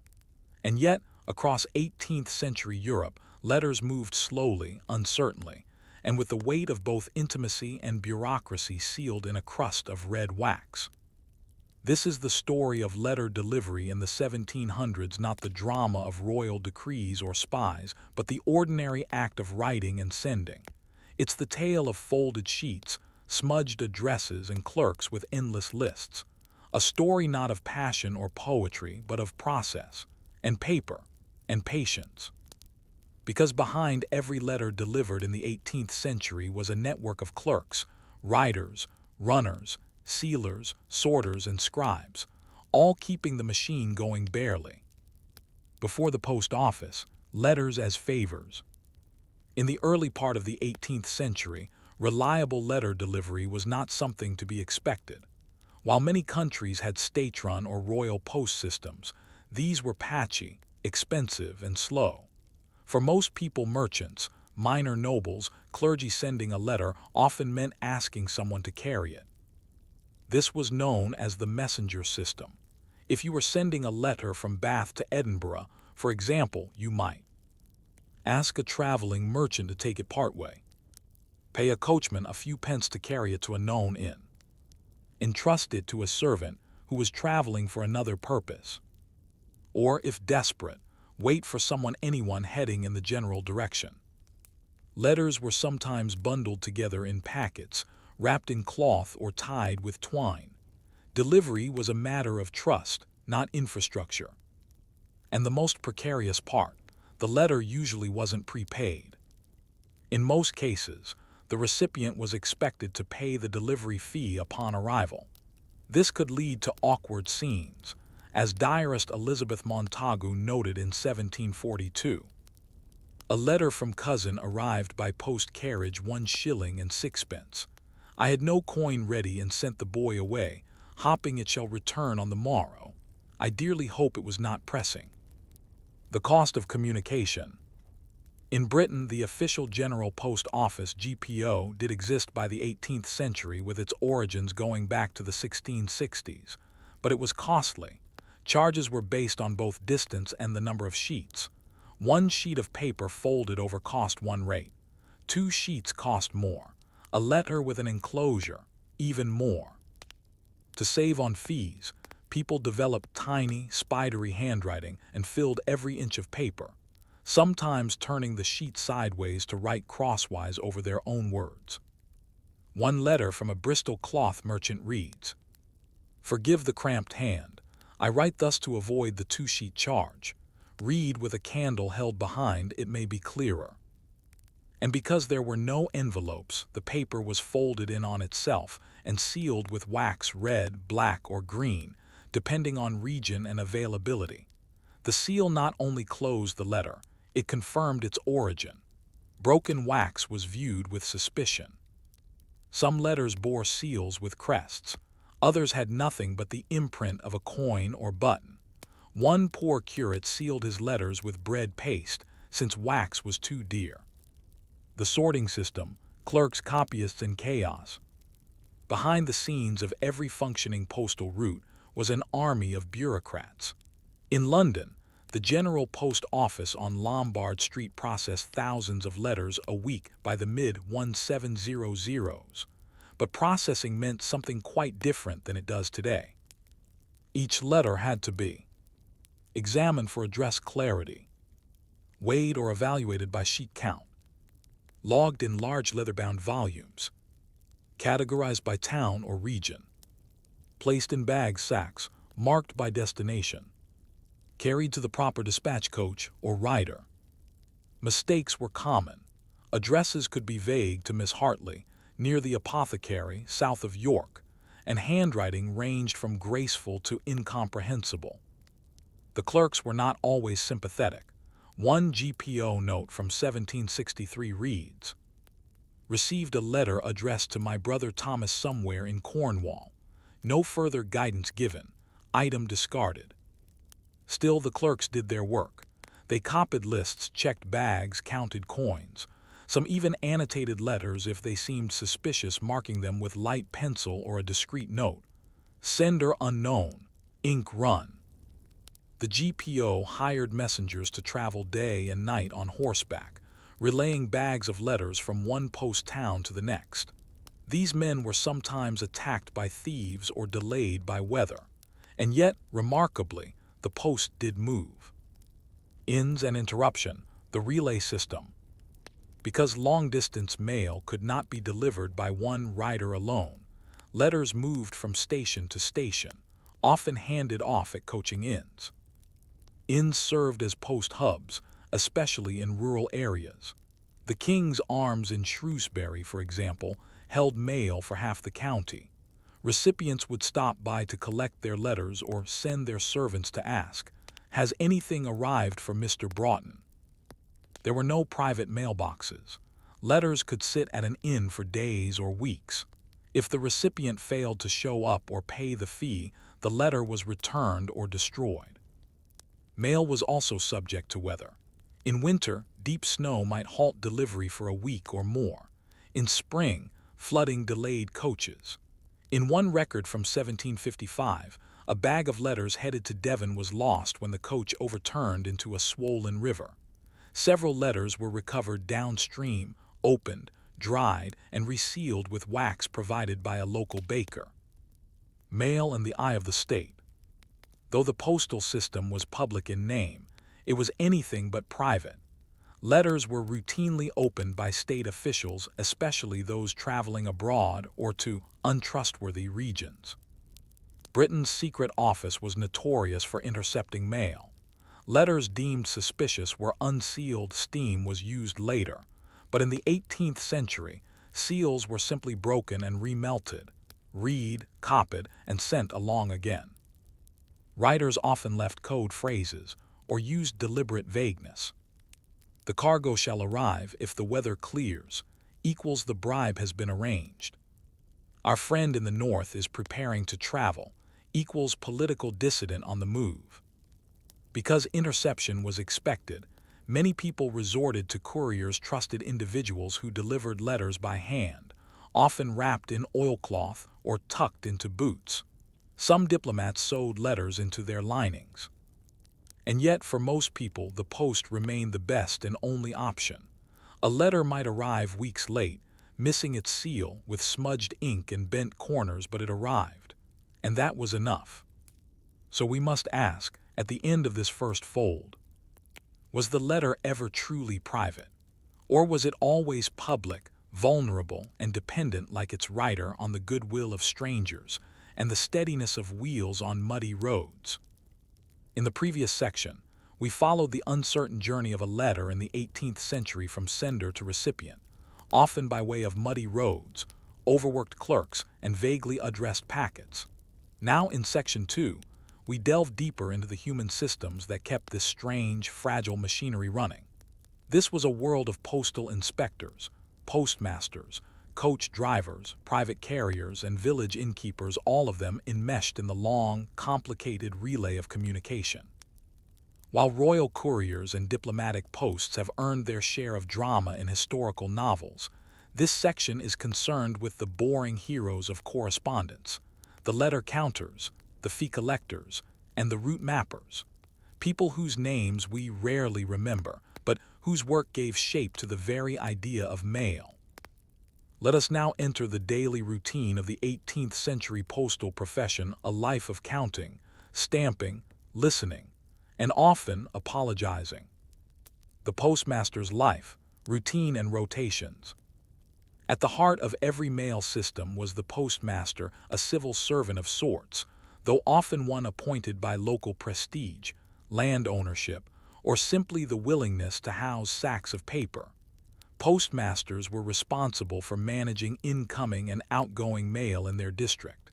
Duties included receiving mailbags from traveling couriers or coaches, sorting the contents by recipient, if local, or onward direction if not, logging all letters into delivery books by date and fee owed, notifying local residents of delivery, usually via posted lists or verbal announcements, managing disputes, lost letters, damaged seals, and unpaid fees. The work could be thankless. In small towns, postmasters were blamed for everything: late deliveries, damaged wax, unreadable handwriting. In a complaint lodged in 1771, a Yorkshire grocer accuses the local postmaster of deliberate sluggishness, insisting that my packet lay face down upon his hearth for 3 days without notice. Most postmasters earned little.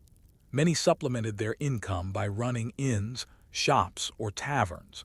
The post office, in such cases, might consist of a locked wooden cupboard in a back room, and a register book often stained with candle grease or ink spills. Yet even in these humble setups, postmasters kept records that historians still use today. Their logs offer one of the few continuous glimpses into the correspondence habits of ordinary 18th century people. The postboy, rider of roads and carrier of complaints. Perhaps the most underappreciated figure in this system was the postboy.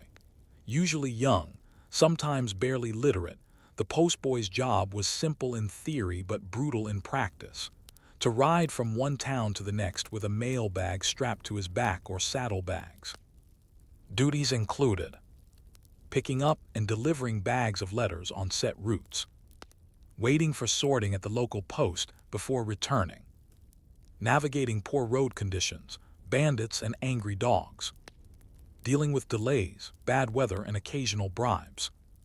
In 1749, a postboy named Jonathan French wrote in a letter to his cousin, "I have lost my hat thrice to the wind and my boot once to the mire. A farmer lent me a woolen wrap, else I should not have returned. My only joy is that no sack was lost, though I cannot say all letters remain as they were." Postboys were often robbed. In some cases, they were accused of opening letters themselves. Accusations were difficult to prove, but suspicion lingered, especially if a love letter arrived already read. To combat this, some post routes began issuing sealed transfer slips that had to be signed by the receiving postmaster, verifying the bag had not been tampered with. The question of time: why letters arrived late? The most common complaint in 18th century correspondence was delay, and the reasons were many. Weather, floods, snow, fog, and summer heat could all disrupt travel. Roads: many routes were unpaved, rutted, or impassable in certain seasons. Horses: injuries, illness, or theft could strand riders for days. Inns: if a relay inn failed to provide fresh horses, the route stalled. Human error: misfiled letters, forgotten sacks, or misread towns, e.g., Derby for Derry.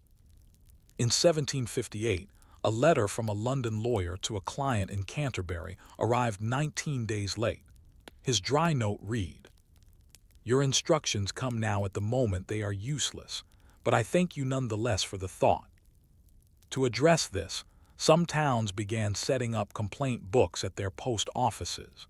Citizens could write their grievances, usually in neat cursive, sometimes in furious ink, and these would be reviewed quarterly by traveling postal inspectors. Some examples: "My letter to cousin Lavinia was opened and resealed with candle wax.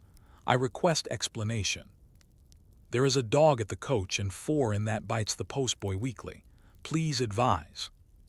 "The postboy sleeps at the tavern and claims the weather is too moody to ride. He drank my porter." Inspectors rarely acted swiftly, but the complaints did become part of the evolving professionalization of postal work. Private carriers and underground couriers. For those who had wealth or something to hide, private delivery was the preferred option. These couriers operated outside the state postal systems, often employed by merchants, lawyers, or political groups. Private couriers offered guaranteed hand delivery, secrecy or at least discretion, faster turnaround times, the ability to carry packages, ledgers, or bulk documents. But they were expensive and not entirely legal. In Britain, private mail services were frequently under scrutiny from the General Post Office, which claimed a monopoly on letter delivery. One famous courier firm in Bath advertised under the guise of personal errands. For a substantial fee, they would carry letters to London overnight hand to hand, without a single official stamp.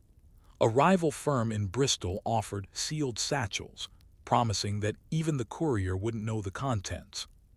Despite their dubious legality, these carriers thrived. In some cases, they were used by religious dissenters or Jacobite sympathizers. In others, simply by lovers unwilling to pay 4 pence a page for slow sentiment. The growth of standardization. By the end of the 18th century, postal systems began to cohere. More routes were mapped. More inns became formal depots. More rules were written and occasionally enforced. In 1784, Britain introduced the mail coach system. Stagecoaches contracted specifically for letter delivery, complete with armed guards and set timetables. This system made long-distance mail more reliable and reduced the burden on lone postboys. Timetables were posted in town squares. Citizens could now, at least in theory, estimate when a letter might arrive. Delays remained, but the system had a rhythm. Letter writing boomed. Merchants expanded their networks. Young men sent for positions. Parents wrote to children. Friends requested news. And lovers, still paying by the sheet, poured entire relationships into a single folded page. And yet we must wonder, before we seal this section, was the slowness of letters a flaw or part of their power? Does urgency strengthen a message or weaken it? And what did it mean to wait, truly wait, for news that might never come? In our exploration of the 18th century postal system, we followed the path of a letter from sender to recipient, peered into the lives of the postboys and postmasters who carried it, and examined the chaos and order of an empire built on ink and patience. Now, in this final section, we turn toward endings not just of letters, but of the system itself as it evolved. We look at the sealing of messages, the fragility of preservation, and the slow disappearance of certain kinds of correspondence from public memory. The post, though strengthened by the end of the 18th century, remained a vulnerable machine. It was a system built not only on paper but on people's ability to trust that paper would move, and often it did not. But even more curiously, some letters were never meant to last. The ritual of sealing, more than just wax. The wax seal is perhaps the most enduring image of old correspondence, a crimson blob pressed by a signet ring or a carved stamp. It denoted identity, authenticity, secrecy, and perhaps most importantly intent. To seal a letter was to say, "This is finished. What is written cannot be taken back." Seals varied in style and substance.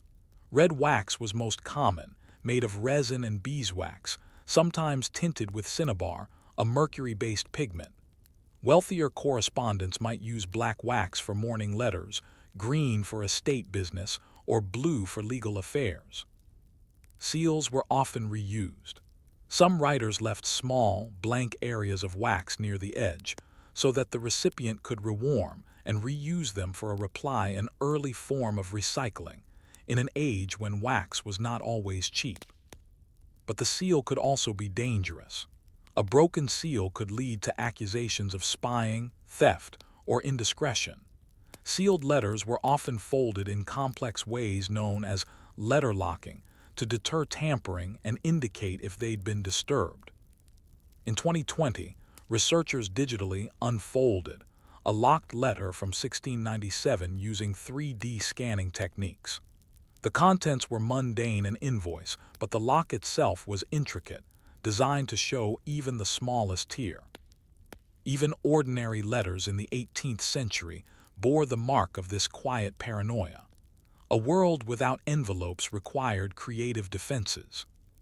Letters as legal evidence. A sealed letter carried more than just a message. It could carry the force of law. In many countries, a signed and sealed letter could serve as proof of agreement. A merchant's letter confirming a delivery date, for example, could be presented in court to enforce payment. This gave rise to the careful language of correspondence, hedging phrases, polite vagueness, and repeated use of dates and amounts. People learned to write not just to communicate, but to protect themselves. Letters were kept in bundles, drawers, and trunks. Families passed down piles of correspondence like deeds. Estates included letter collections, sometimes inventoried for legal reasons. And yet, despite their practical weight, letters were still deeply personal. A letter's content might be dry, but its smell, its fold, its seal all carried the marks of human presence. It was this mixture of official and intimate that gave the 18th century letter its peculiar authority. Epistolary silence, the letters that never came. For every letter that was written, delivered, and answered, there were others that never made it. Some were intercepted and destroyed by weather, war, or censorship. Others were left uncollected at distant inns, forgotten in saddlebags, or lost in fire. A great silence fills the gaps between letters in 18th century collections. In archives there are dead letters, missives with no address or unreadable scripts or names that match no living person. These letters often remain sealed, unopened even centuries later. There are also many one-sided collections, letters sent but never answered. One historian found a bundle of 26 letters from a woman named Anna Marguerite in Strasbourg, all addressed to a cousin in Geneva. There were no replies. The handwriting grows smaller with each letter. The final one reads, "If this should not find you, perhaps the air has changed. I shall write again when summer passes." There is no record of a reply. Perhaps there never was one. The postal system, for all its infrastructure, still depended on human presence. And when people moved, died, or changed names, the trail vanished. The birth of the archive, collecting what survives. By the late 1700s, the sheer volume of correspondence, both personal and official, began to overwhelm households, businesses, and even governments. Some began to systematize. Governments kept diplomatic archives. Merchants kept transaction logs. Families stored letters in bound volumes sorted by decade or subject. Some were indexed by hand, complete with page numbers for posterity. But most were not. The majority of letters were folded, tied with string, and placed in drawers. They yellowed, faded, and were eaten by insects. Many were used as scrap paper, insulation, or kindling. And yet some survived. Entire collections of 18th century correspondence now sit in archives, studied for their language, their handwriting, their ink chemistry, even their folding patterns. These letters, often about shipping delays, health complaints, or seasonal harvests, form a record of lives we would otherwise never know. They are not exciting, but they are human. The postal legacy, slow trust, and the art of waiting. As the 18th century gave way to the 19th, postal reform gained steam. Stamps were introduced, rates were standardized, envelopes became common, literacy increased, and letter writing expanded across classes. The great age of bureaucracy began. But in the 1700s, before stamps and standardization, letter writing was an act of faith. You wrote knowing your message might never arrive. You waited weeks or months for a reply, knowing it might never come. And you sent your thoughts into a system that was deeply imperfect but still better than nothing.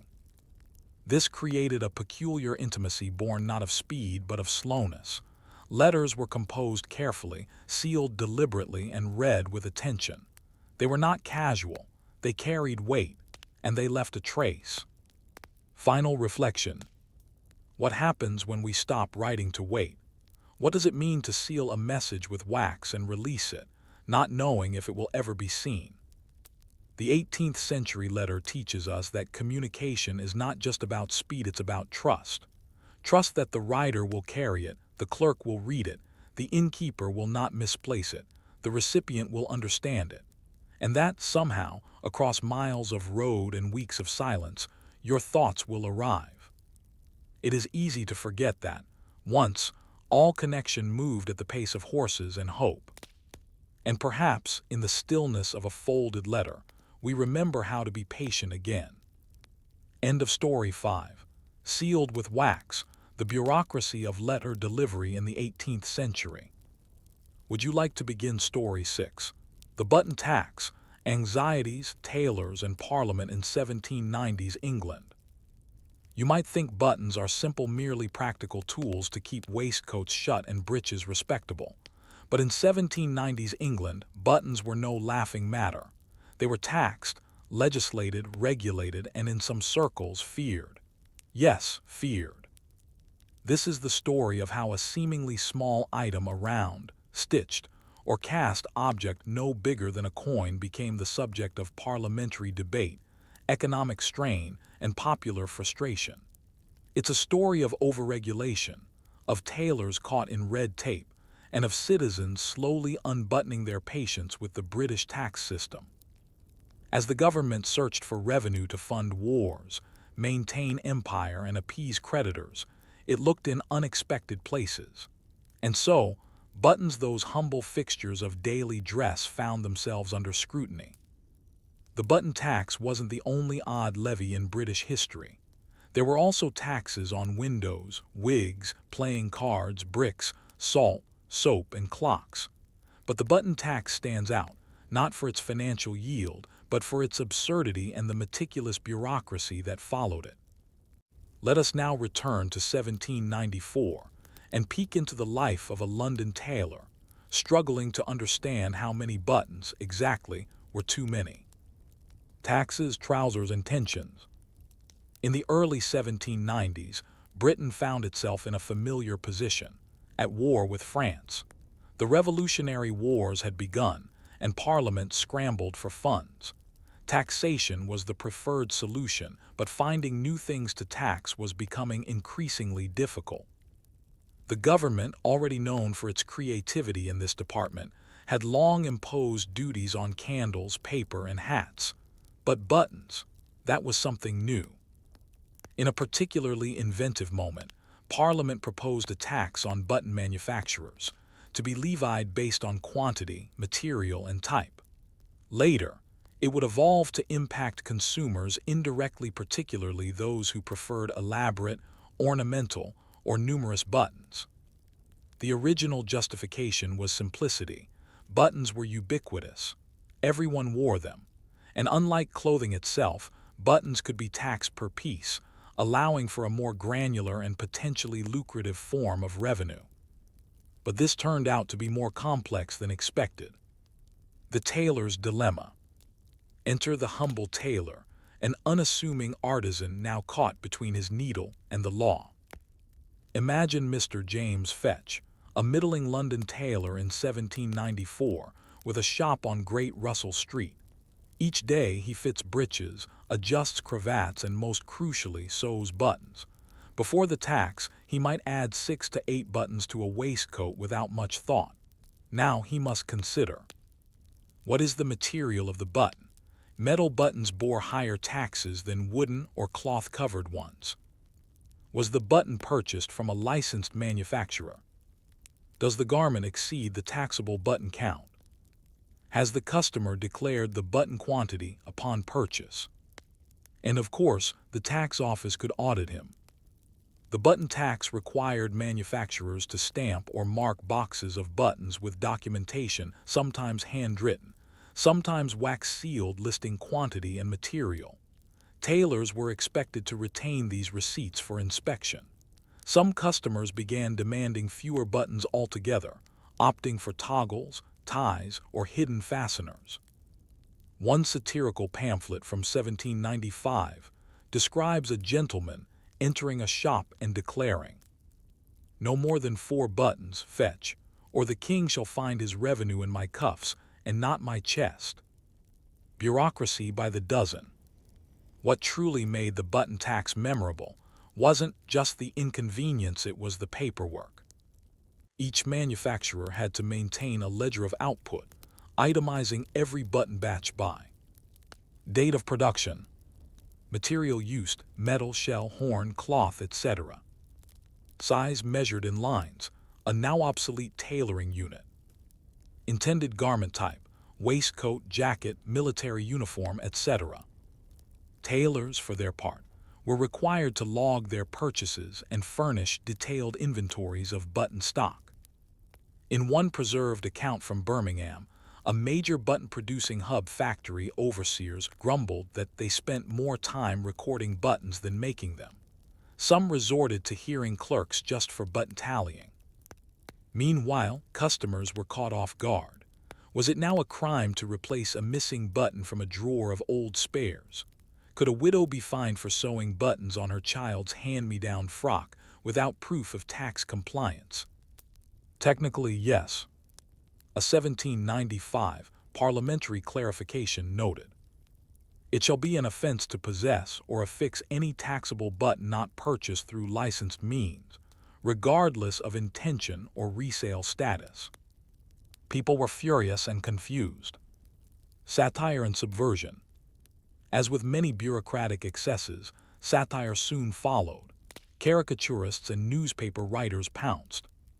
A popular poem published in the Morning Chronicle read, "Buttons, they say, are symbols bold, of wealth in brass or humble fold. But if you wear them in excess, prepare thy purse for state redress." Cartoons depicted tailors wearing suits with no buttons at all, held together with twine or hope. One famous image by James Gilray showed Prime Minister William Pitt stitching buttons to a ledger, while ignoring a collapsing house marked "common sense."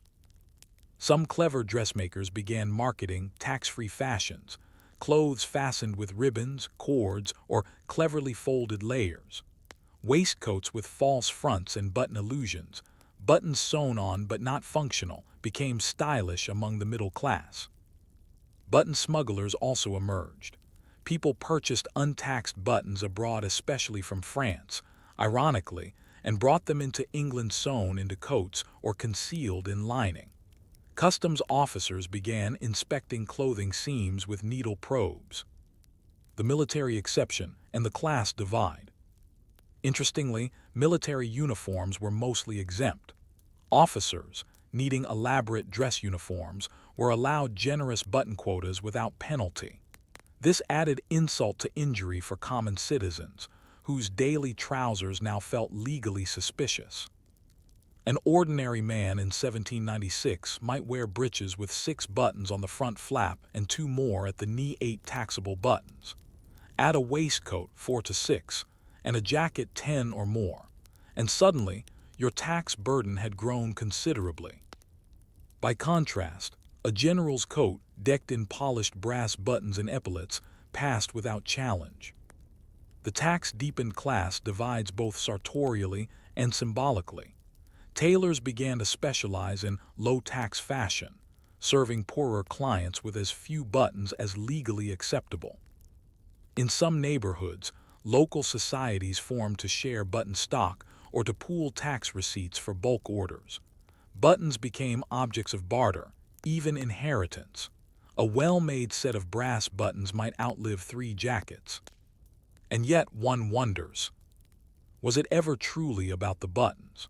Or was the button tax a symptom of a deeper discomfort, an empire stretching its revenue fingers into every pocket, fastening its grip on even the smallest aspect of daily life? In the next section, we will explore the economic backlash, the eventual decline of the tax, and how buttons, though small, played a surprisingly big role in shaping attitudes toward regulation, protest, and personal dignity. In Section 1, we explored how a peculiar tax on buttons small, everyday fasteners came to symbolize a broader frustration with bureaucratic intrusion.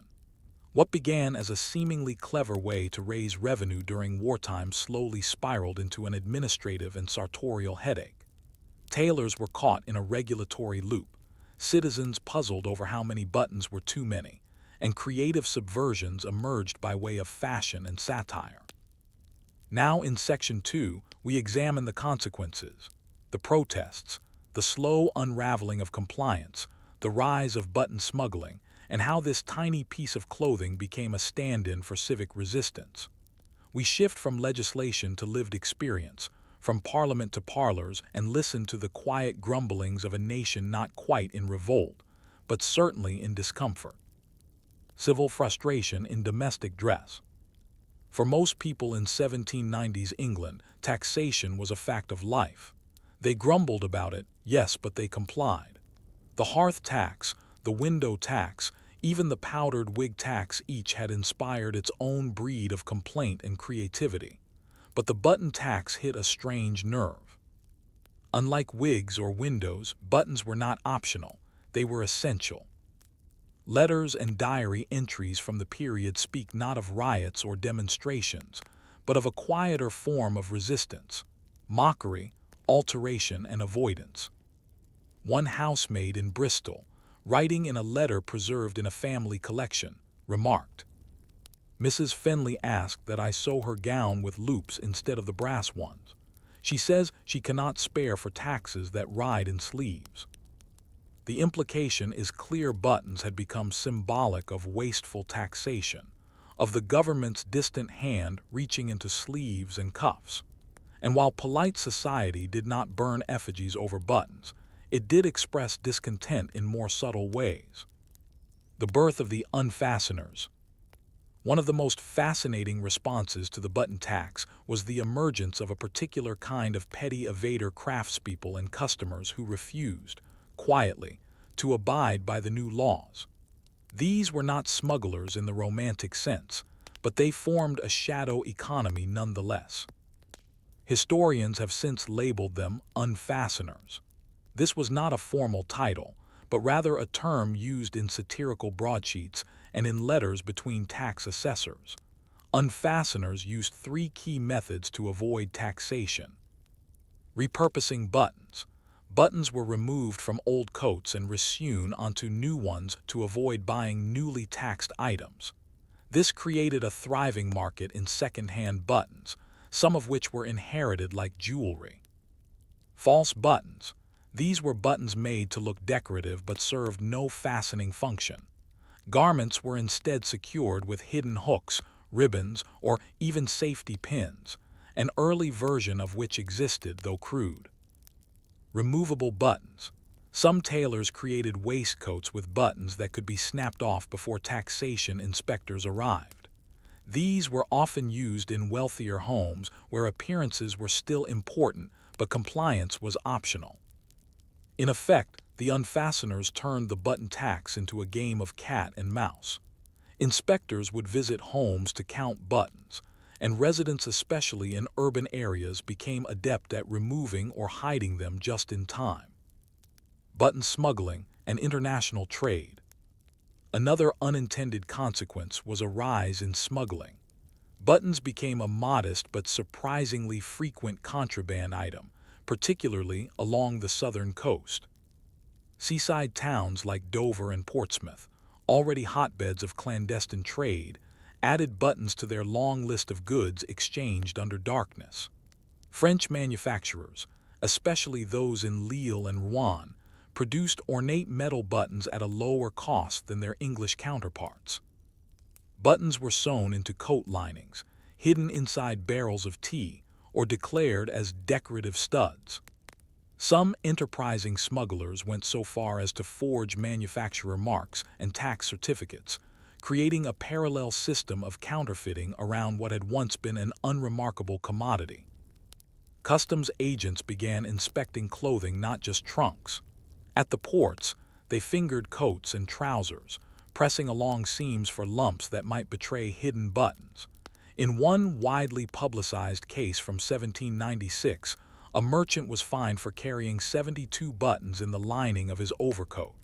The judgment read, "Though they be for no immediate sale, their concealment speaks guilt enough." The scandal caused temporary panic among the gentry, many of whom had long used foreign buttons as markers of taste and travel. For them, the line between fashion and criminality had grown uncomfortably thin. Parliamentary disillusionment and the numbers game. Meanwhile, the button tax failed to bring in the revenue its creators had hoped for. A 1797 report to Parliament revealed that enforcement costs, paperwork, inspections, customs operations, and litigation nearly outweighed the total intake from the tax itself. The actual income was further diminished by smuggling and underreporting. Manufacturers also complained. With production down, jobs in button-making hubs like Birmingham and Coventry suffered. One artisan, in a letter to a local MP, wrote, "If the king shall tax what binds us shut, he must then answer when we come undone." The tax had become a symbol not only of bureaucratic absurdity, but of detachment from working-class realities. The button was no longer a fastener. It was a wedge. Fashion as protest. Beyond evasion and smuggling, a kind of aesthetic protest emerged. As a quiet gesture of defiance, many began wearing garments with few or no buttons at all. This was most common among political dissenters, radicals, and certain Quaker communities already inclined toward plain dress. Buttonless coats with flowing wraps, large capes fastened with rope or toggles, and asymmetrical jackets all grew in popularity, especially in cities like Manchester and Sheffield, where labor unrest was already high. The elite, too, found ways to signal distaste. Some began commissioning button simulacra buttons made of tightly folded fabric or decorative embroidery, designed to look like buttons from a distance, but uncountable to the tax eye. The result, a growing culture of deliberate ambiguity in clothing. Every garment became a small political puzzle. Was that a real button? Was it taxable? Who could tell? Letters from the inspectorate. Postal records and government correspondence from the late 1790s show a weary inspectorate struggling to maintain order. Reports contain frequent phrases like widespread noncompliance, suspicious tailoring activity, and refusal to present garments for audit. One entry from Inspector Robert Malling of Kent simply reads, "Sir, no man here will show me his breeches without a warrant. I request either additional authority or reassignment." The bureaucratic strain was not minor. Tailors stopped issuing receipts. Manufacturers underreported. Citizens questioned why the government needed to know how they fastened their jackets. And yet Parliament hesitated. To repeal the tax would be to admit folly, a move politicians disliked even then. So the button tax limped on, increasingly unenforced, mostly ignored and widely mocked. But then we must ask, when does a tax stop being law and start becoming a joke?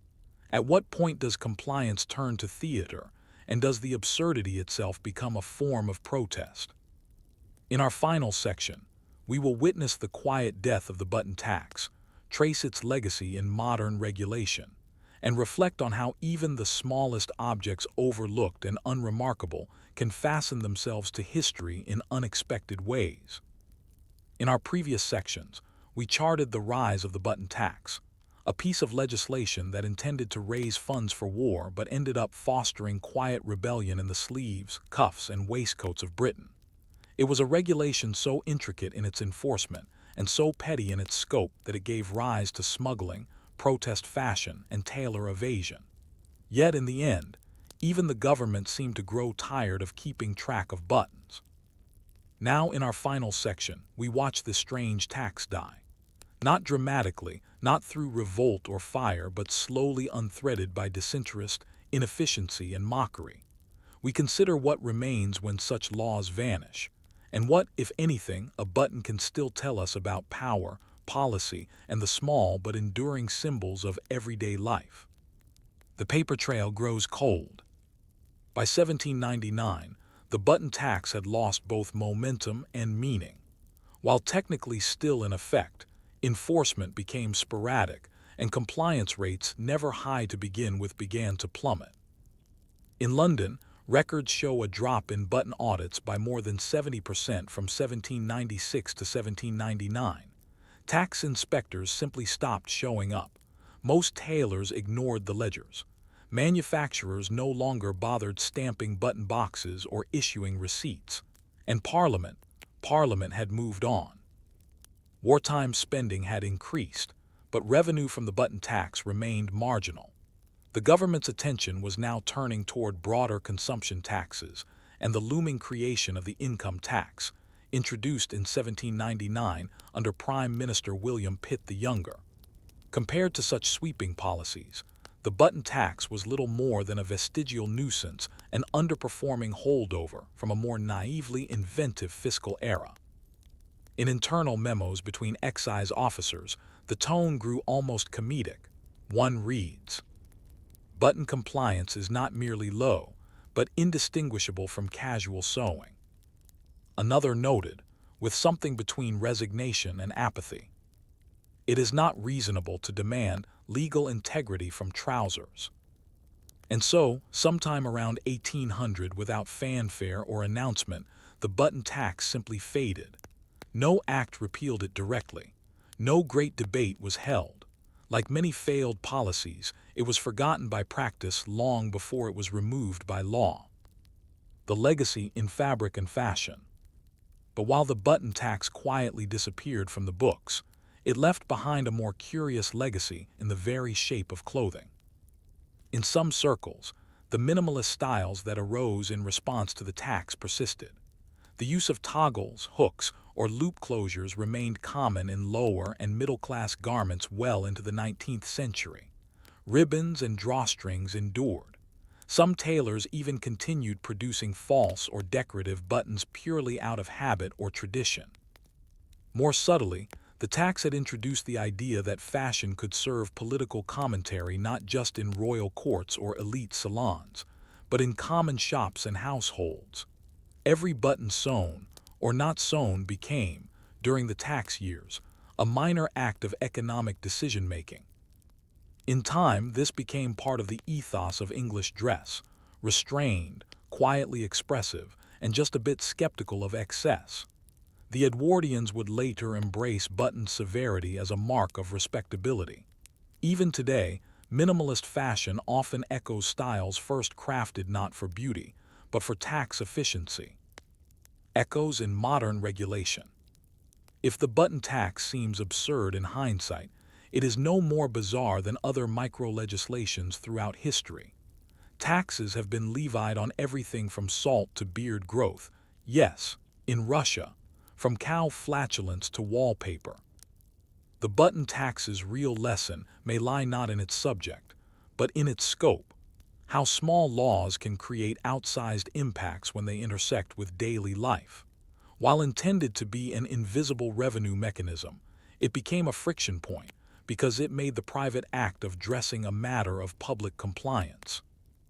In that way, it resembles modern policies that regulate minute aspects of behavior, soda taxes, straw bans, or zoning restrictions on window tint. Like buttons, these choices seem personal until policy makes them political. Historians now cite the button tax as a case study in unintended consequences. It is often used in discussions of overregulation, administrative cost-benefit analysis, and the social psychology of law.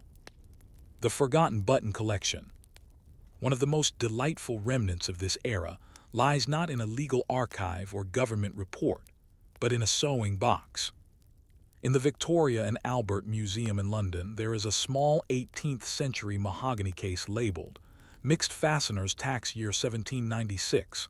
Inside are 23 buttons, each sewn onto a patch of fabric. They are meticulously labeled Mother of Pearl 3D, Brass 5D, Cloth Untaxed, Smuggled. The collector, an unknown tailor's apprentice, seems to have documented them as part of his trade, a practical inventory, or perhaps a quiet protest. On the lid of the box, scratched into the wood in barely legible script, are the words, "No matter how small, they'll find it." Whether he meant the government or the historian, we cannot know. A button, a symbol. In the end, what can we say about the humble button? It is a tiny artifact, a circle of metal, bone, or thread. It fastens, holds, decorates.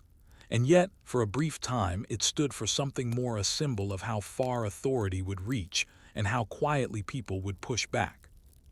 Buttons taught citizens to count, to hide, to unfasten and refasten as needed. They encouraged creativity. They seeded discontent. They inspired satire. And they were, at their best, a reminder that the things we overlook can sometimes carry the weight of the age.